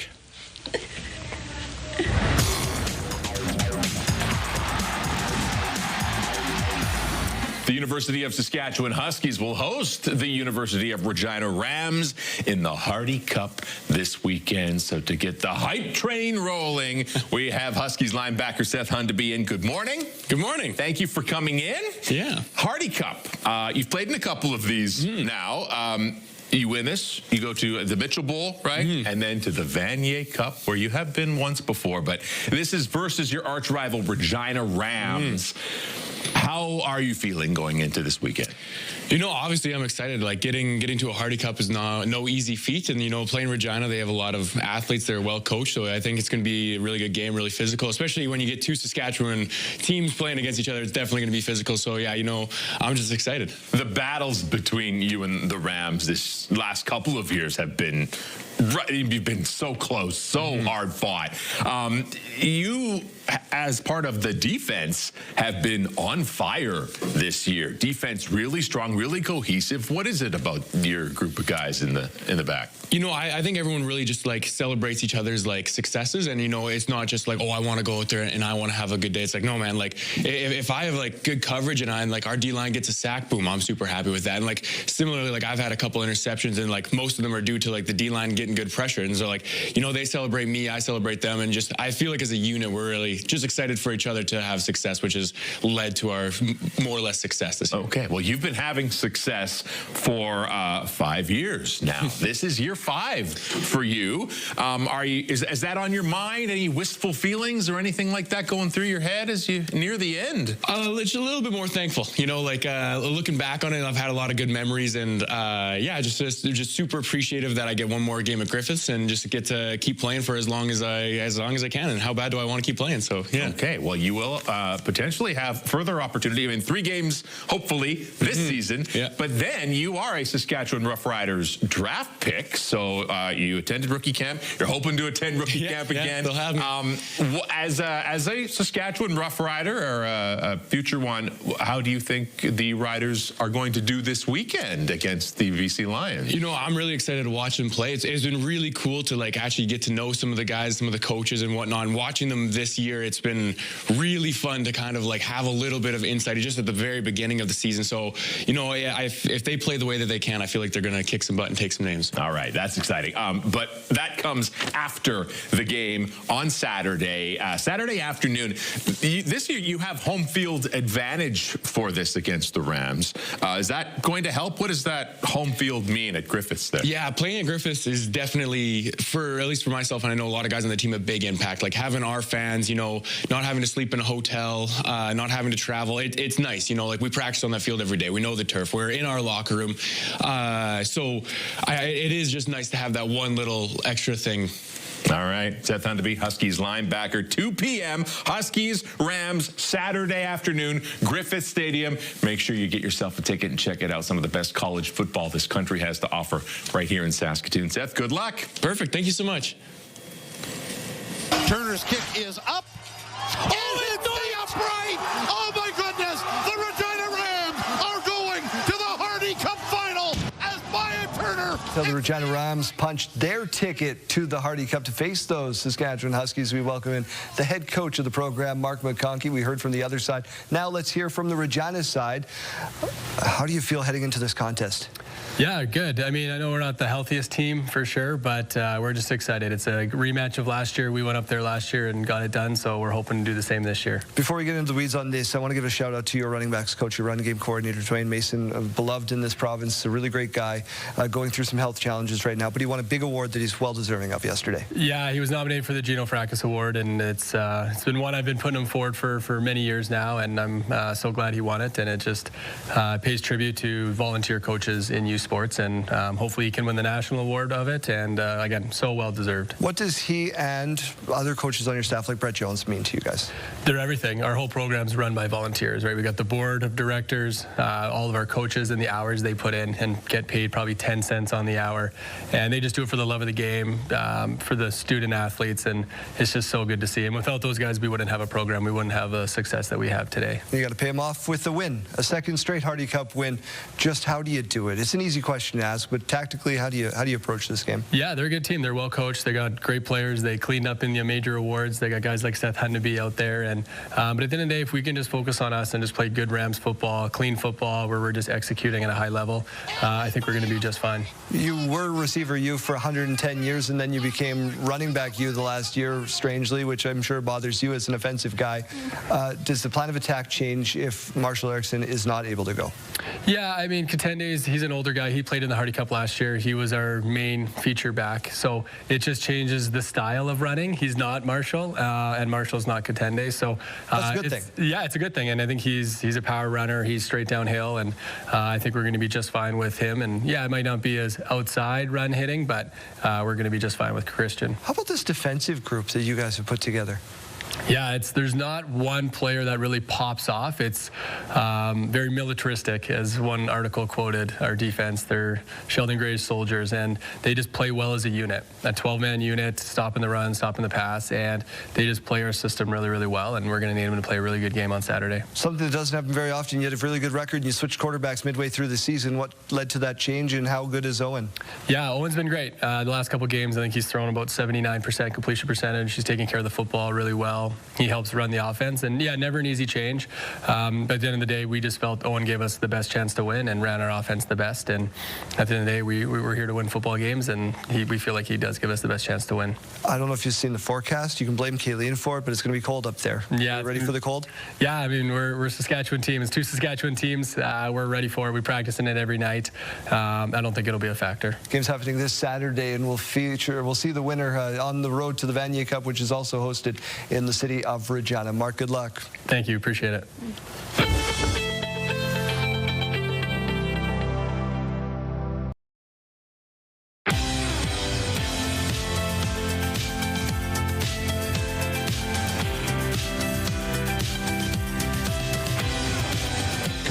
Welcome to Your Morning. It's 8:30. A Saskatoon family is calling for changes in health care after they say a recent trip to Royal University Hospital traumatized one of their loved ones. The Cokewell family says 74-year-old Lloyd went to RUH for an inner ear infection last month. He spent 6 days on a stretcher in a busy hallway before he even saw a hospital bed. They say he had no privacy and hundreds of people walked by each day. They say Lloyd also has blood cancer, making him immunocompromised. They're now calling for change so no one else has to go through this. We just want people to know that, no, this doesn't work.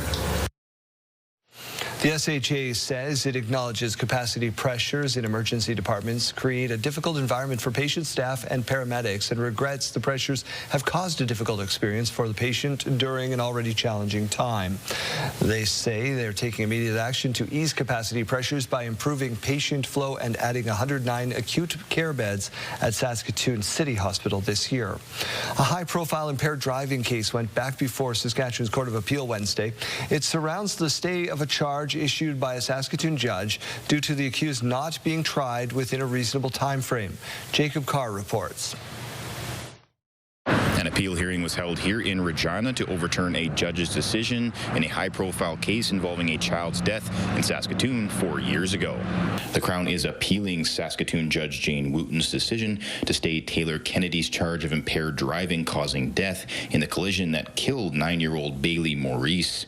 On September 9th of 2021, Maurice was walking her scooter along a Saskatoon crosswalk when she was hit by Kennedy's truck. At the scene of the crash, Kennedy told officers she vaped marijuana and microdosed magic mushrooms the day before. Kennedy was charged with impaired driving exceeding the prescribed blood drug concentration of THC causing death.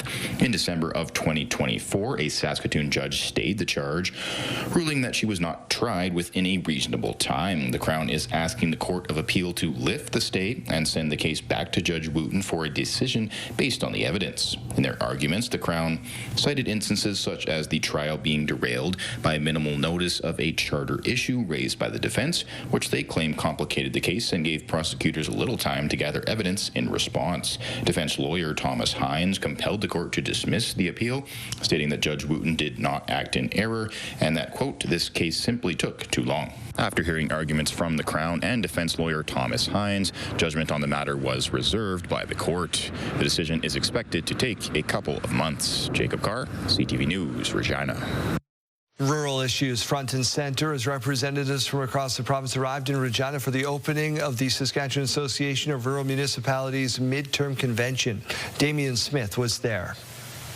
One of the biggest gatherings for those living in rural municipalities is taking place in Regina. Retention of new farmers and authority on firearms were topics of conversation at the Saskatchewan Association of Rural Municipalities midterm convention. SARM also wants to keep working away at cyber security. Being suspicious of links, checking the links before you click on them, checking the email address to make sure it's a legitimate email address before you respond to it. And with the use of artificial intelligence now, it's getting harder and harder to see those scams come through. This year, RMs have lost $775,000 through cybersecurity fraud schemes, most notably the town of White City and the RM of Edenwold, which lost a combined $697,000 after a fraudster posed as a wastewater authority. Most of those funds have since been recovered. You know, we do everything to protect our stuff, and we encourage RMs to use the best devices they can obtain and to protect their interests and their issues, their finances. Cybersecurity is recommended, and SARM is reminding municipalities about the importance of two-step authenticators. It's an extra step, and it takes a little longer to gain access to your account, but it truly is one of the easiest and fastest protections you can put on everything you deal with. On the topic of technology, SARM would also like to see better internet service in rural areas, saying only 59% of the province has consistent connection. The service has actually, I think, got poorer in the last couple of years since we've gone to 5G. It's so valuable in our GPS and the equipment that we have in our farm equipment today to populate programs from one screen to another. The SARM midterm convention will be back on Thursday, focusing on topics such as food and farm care, as well as bridge infrastructure and funding. Damian Smith, CTV News, Regina. A surge of deadly bear attacks have terrorized residents in northern Japan, forcing the country to deploy the military. At least 12 people have been killed, and over 100 injured in violent attacks. Attacks have been reported almost daily ahead of hibernation season as the bears forage for food in residential areas. Soldiers will set box traps, assist local hunters, and help dispose of dead bears. The fate of a BC ostrich flock could become clearer today. The Supreme Court of Canada will release its decision on whether to hear a last-ditch appeal to save the birds more than 10 months after the Canadian Food Inspection Agency ordered a cull amid avian flu outbreak. Universal Ostrich Farms has already lost legal challenges in federal court and the Federal Court of Appeal, and the fate of the 300 birds now hinges on the High Court's decision. If it decides not to, there would be no legal barrier against killing the ostriches. If it's granted an appeal, a final decision would come after a High Court hearing. The Hudson Bay's iconic stripes will soon be back up for sale. Next month, Canadian Tire will launch its first Hudson Bay Stripes collection. Items include the Hudson Bay blanket, striped holiday ornaments, bedding, and totes. The sale will be a part of a limited edition holiday capsule available starting December 5th. You're going to need those blankets today in parts of the province, Kayleen. Yeah, many parts of the province. Up north, it's cool today, already starting the day at -20, if you can believe it. Not going to be staying there into the afternoon, of course, but it is definitely a cooler start to the day. Seeing a lot of that precipitation in many places across the province, too. More so that freezing rain up through the central zones, and then that just plain rain down towards the south that Regina has been seeing this morning. We're at 1 degree already. Winds coming in at 24 kilometers per hour for Regina and 26 kilometers per hour in Saskatoon. With that rain again, was falling overnight into the morning. We're going to be seeing some flurries into the afternoon in Saskatoon as well. And we're waking up to that temperature of 1 degree, which has gone down from earlier on this morning. Now, the futurecast showing that precipitation that we're expecting later on this afternoon. So areas around Prince Albert and Yorkton going to be seeing the most of that snow falling today. Saskatoon, though, into the later parts of the afternoon and evening, seeing those flurries. And then Regina into those late evening and overnight hours, seeing those flurries in addition to the rain that we've already started to see this morning. Also seeing a lot of cloud cover in many places across the province as well. The north looking clear from the clouds, but not clear from those cold temperatures today. Looking forward to tomorrow, we're seeing some more of those flurries making their way in from Alberta, also coming with some of those pink colors, so that indicates the freezing rain. Really, this is not the day that I would recommend going out on a long car trip. We got to stay safe out there, everyone. By tomorrow evening, we see Swift Current and Regina really going to be getting those flurries once again, and then it curves down through Estevan as well. By the end of the day today, if you're wondering how much snow to expect, well, now it's actually gone down. About 6 more centimeters expected for Prince Albert by the end of the day. Yorkton expecting about 5 more centimeters. Saskatoon and Battleford's going to be seeing about 4 more centimeters, and Regina and Moose Jaw seeing about 1 centimeter each. But again, that is in addition to the rain that we're already seeing this morning. Now, temperatures today, they're going to be a lot cooler through the north and central zones and then warmer down towards the south. However, I do want to mention that down in that southwest corner around Swift Current, that's where we're going to be seeing the strongest wind gusts this afternoon, up to about 60 kilometers per hour. In Regina, we're seeing a cooler weekend, -5 on game day. By kickoff, it could be feeling more like -14. Again, that's about 5:30 p.m. -3 on Sunday. 7 degrees, though, on Monday, so things will be looking up into our next work week. 7 degrees on Tuesday and 4 degrees on Wednesday. In Saskatoon, we're seeing temperatures, again, go down on the weekend, although not seeing any of that precipitation on Saturday or Sunday. -5 on Saturday, 0 degrees on Sunday, getting back up to 9 degrees on Monday with that mix of sun and cloud. 5 on Tuesday, mixed precipitation on the way, and 4 degrees on Wednesday with that mix of sun and cloud.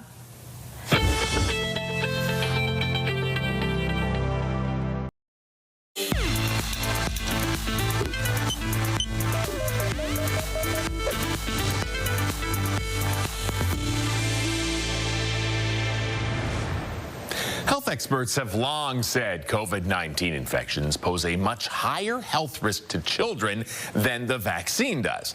Well, now a major new study is adding support for that conclusion. Researchers at several UK universities analyzed health records of nearly 14 million children aged 18 and under from 2020 to 2022. 3.9 million were diagnosed with COVID, while 3.4 million got a shot of the Pfizer vaccine. Comparing the two groups, it's estimated infections led to more than 2.24 more cases of heart inflammation or other rare complications per 100,000 children. That's compared to vaccinations, which led to an estimated 0.85 additional cases per 100,000. Health Report, brought to you in part by Saskatchewan Blue Cross, protecting your health since 1946. We will never forget your bravery, your strength, your sacrifice. The very best and bravest of our nation, these heroic souls stood on guard for freedom. Join the CTV News team and me as Canada comes together to remember. Remembrance Day 2025, Tuesday morning at 10 Eastern, 7 Pacific on CTV.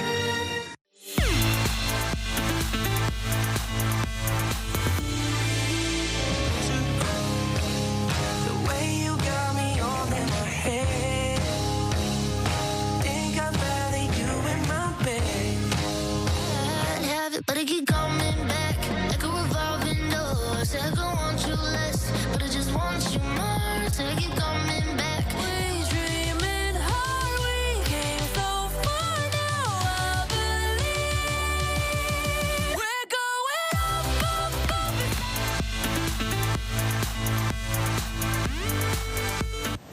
up. Let's check back in with Janella Pye at the Aurora Art Guild one more time this morning. Well, we're wrapping up our morning down here at the Innovation Center, but before we do that, we've got a couple more artists here to chat with. So I've got Cindy with me now. Cindy, you've got a very cute painting beside us here. Tell me a little bit about it. Yeah, this is Theodore, and he was inspired by Theodore, the Highland cow that is out at Cedar Creek. I love going out there and just seeing him. He has such a great personality. I work in encaustics, so I paint with wax and fire.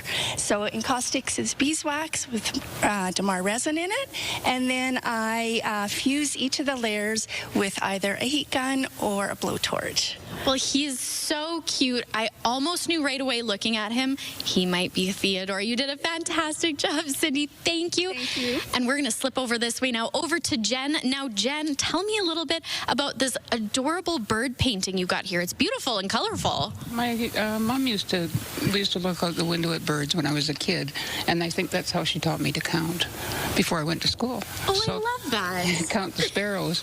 And so I've really, my entire life, I lived on the farm. We had lots of birds. And I live in the city now, and I'm fortunate enough to have a nice place where there's lots of birds tweeting. So I called it the Tweet Reunion. Oh, and yeah. that's the inspiration. Well, you've done a gorgeous It is. job. Oh, thank you so much. Yeah, I don't, I paint all the time. Yeah. Sometimes it works and sometimes it's not so good, but you just do them over, you know? Right. Yeah. Yep, well, this one worked for sure. Yeah. This is beautiful, Jen. Thank you so much for being here. We've had a lot of fun here this morning. Good. I think you guys are going to have a great time over the next few days. Yeah, I think so too. I think we're really heartfelt thanks from the entire guild for you coming out, but especially for Innovation Place. They've been sponsoring our guild for the last 10 years, I think it is now. So it's a wonderful place to have an art show. It's just lovely here. Yeah, it is a beautiful venue. Thank you so much, Jen. We've had a lot of fun. That wraps things up for us down here at the Innovation Center.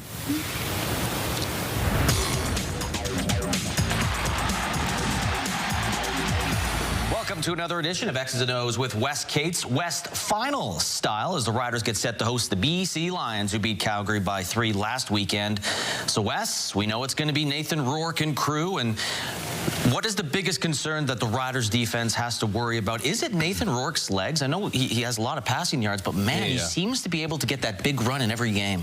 Yeah, no, and I think that's the biggest thing, Lee. I think that Nathan Rourke's legs is going to be a problem, but I think Calgary kind of gave us a bit of a blueprint. They were getting some good rush up the middle that was really causing them some problems. It was taking him off of his throwing spot and really making him decide, should I run, should I escape the pocket, and kind of got him into some trouble. So I think definitely getting Nathan Rourke under control, but James Butler is a problem as well, so I think those linebackers keeping an eye on him, leaking out of the backfield, are just BC trying to get him the ball in space on the screen passes and that sort of thing. And the good news, Riders secondary looks like it's ready to go. Sales, Milligan, all practicing, so get some bodies back there. Offensively for the Riders, A.J. Ouellette, cold weather game, this has got to be what they got him for, essentially. Exactly. I mean, and the run game for the Riders has been working well. I think the key on the offensive side of the ball is get that run game going, run at Matthew Betts. Matthew Betts has been a terror for the CFL coming off that edge. He's bigger, quicker, and faster than you would expect a guy of his stature. So he's been causing offenses a lot of problems. So I think just running at him, getting him tired, maybe, running some games to kind of make him kind of wonder, get him kind of in the spin cycle with a little bit of run pass option, that sort of thing will definitely bode well for the Riders offense. Obviously, plenty of receivers. Who's going to be up on the roster is going to be the question, and how well those guys are going to play. But yeah, stick to the run game and then let Trevor Harris handle it when he has to. Yeah, Robustelli might play if Keyshawn Johnson can't play. I don't think Johnson's going to go, so you could put in Robustelli in there, and he has shown he can get the job done. Trevor Harris, what is your confidence level with him going into this game after seeing what he did for the first bit of that last game? Yeah, I think he's ready. I think he's focused. I think Trevor understands that he doesn't have too many more opportunities at this, so he's got to make good on them. And this is the one. This is one of the best teams he's had around him. He understands he has the studs at receiver. He's got the great run game, so I think he's going to be ready to go. He's going to make some good decisions. I just hope he's not trying to force it, take it too much in his own hands, and just kind of lets the game come to him. That's going to be the biggest thing for Trevor. I know he's ready. I just think the only thing I'm worried about, like I said, is just him wanting to kind of shoulder everything himself. Well, the BC Lions have the Western nominee for Outstanding Player, Outstanding Canadian, Outstanding Defender. But that doesn't matter. It's a team game. We'll find out if the Riders can take advantage of the bye and home field advantage and advance to the Grey Cup for the first time since 2013. We will analyze the Western Final and look forward to the Grey Cup, whoever is in it, on another edition of X's and O's. X's and O's, brought to you by Campion College at the University of Regina.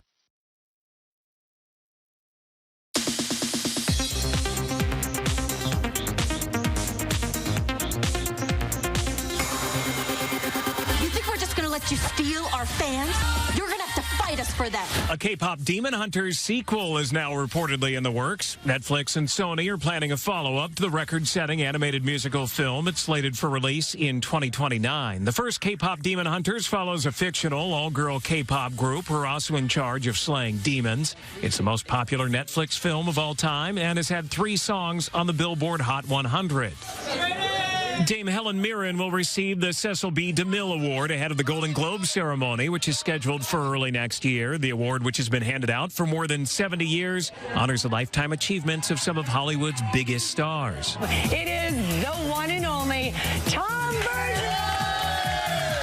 Tom Bergeron is returning to ABC's Dancing with the Stars as a guest judge. It's all because of the show's 20th anniversary, which will be celebrated next Tuesday. Bergeron left the show in 2020.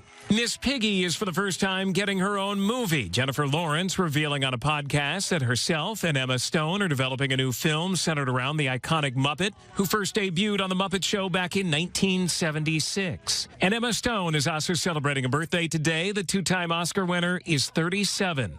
That's what's happening in Hollywood. I'm Alex Stone, ABC News. Before there was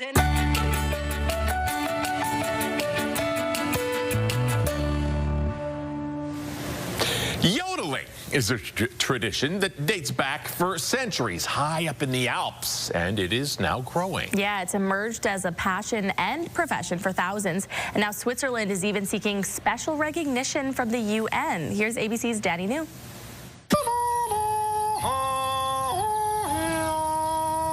Yodeling may classically be thought of as when a European herder bellows from a mountaintop. But in Switzerland, this centuries-old tradition has transitioned into an accessible pastime from any elevation. For me, actually, in Switzerland, we have 4 languages, but I think really we have 5 languages. We have the 5th, the yodel. Nadia Ress here is a professor at Luzern University, which 7 years ago became the first Swiss school to teach yodeling. While fellow nations of the Alps, Germany, Austria, and Italy also have yodeling, Nadia insists that Switzerland has a distinctive style. We use the sound colors of the voice, so we call it register. So we change between head voice. This is we do it most time with the vowel oo in combination, and we do also the chest voice. We do it with the vowel o. And very typical is when we change between these two.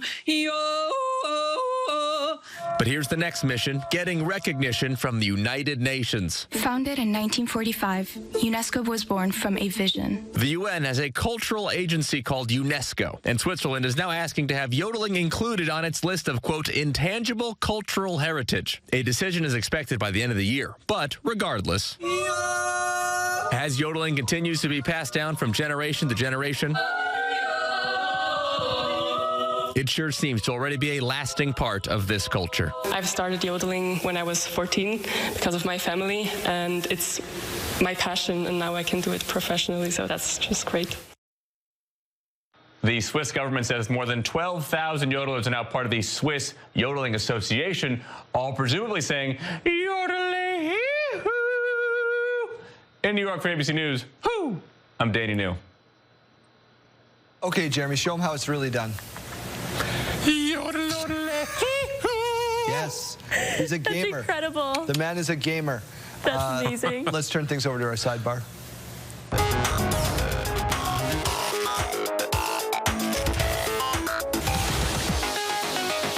Just watch. With my luck this week, that's going to be like some sort of trademarked yodel song. And I'm gonna Here's a $10,000 Here's fine. the royalties. Oh, man. Will Ferrell's elf costume is going up for auction just in time for the holiday season. If you want to go out for Halloween next year, or maybe just around cheering people up, the Buddy the Elf get up is not going for cheap. It is expected to fetch $264,000. The bidding will take place in December as part of Prop Store's Winter Entertainment Memorabilia live auction in London. More than 1,000 other items are up for auction. I think you could rock this, JD. I really do. Oh, yeah. I could. It looks like it's like felt. Like it doesn't look very durable. Do you think it's thin? Or warm. Oh, I do. Mr. Farrell. Yes, well, that stands to reason because they shoot a lot of like the Hallmark movies and so forth in in January, or July rather. July, oh, yeah. August. So yeah. Thinner the better, I guess. Well, I mean, this is one of the best Christmas movies of all time. Love that movie. Next to Home Alone. Of course. But yeah. Yes, yeah, absolutely. I think that would be quite the prize for anybody who wins that bidding. All right, so for many, skydiving, even once in their lifetime, is a huge feat. For 86-year-old Kim Noor, that's nothing.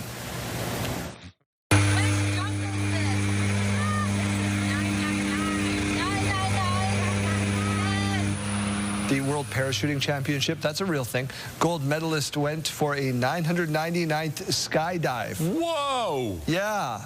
Landing her one away from her goal of 1,000. That milestone will earn her gold wings from the United States Parachute Association, which also is apparently a thing. Noor's first jump was in 1959 when she was just 18 before she went on to join the first U.S. women's parachute team. That's incredible because I would never have the guts to do this ever. Why would you jump out of a perfectly good plane? JD, you've done it, right? Once, twice? For the rush. It feels unlike anything you can imagine. It is fantastic. It's not for everybody, but man, what an experience. Feels like me peeing my pants at 30,000 feet is what it feels like. Braver than I am. That's it for Your Morning Saskatchewan. Enjoy your day. Stay warm.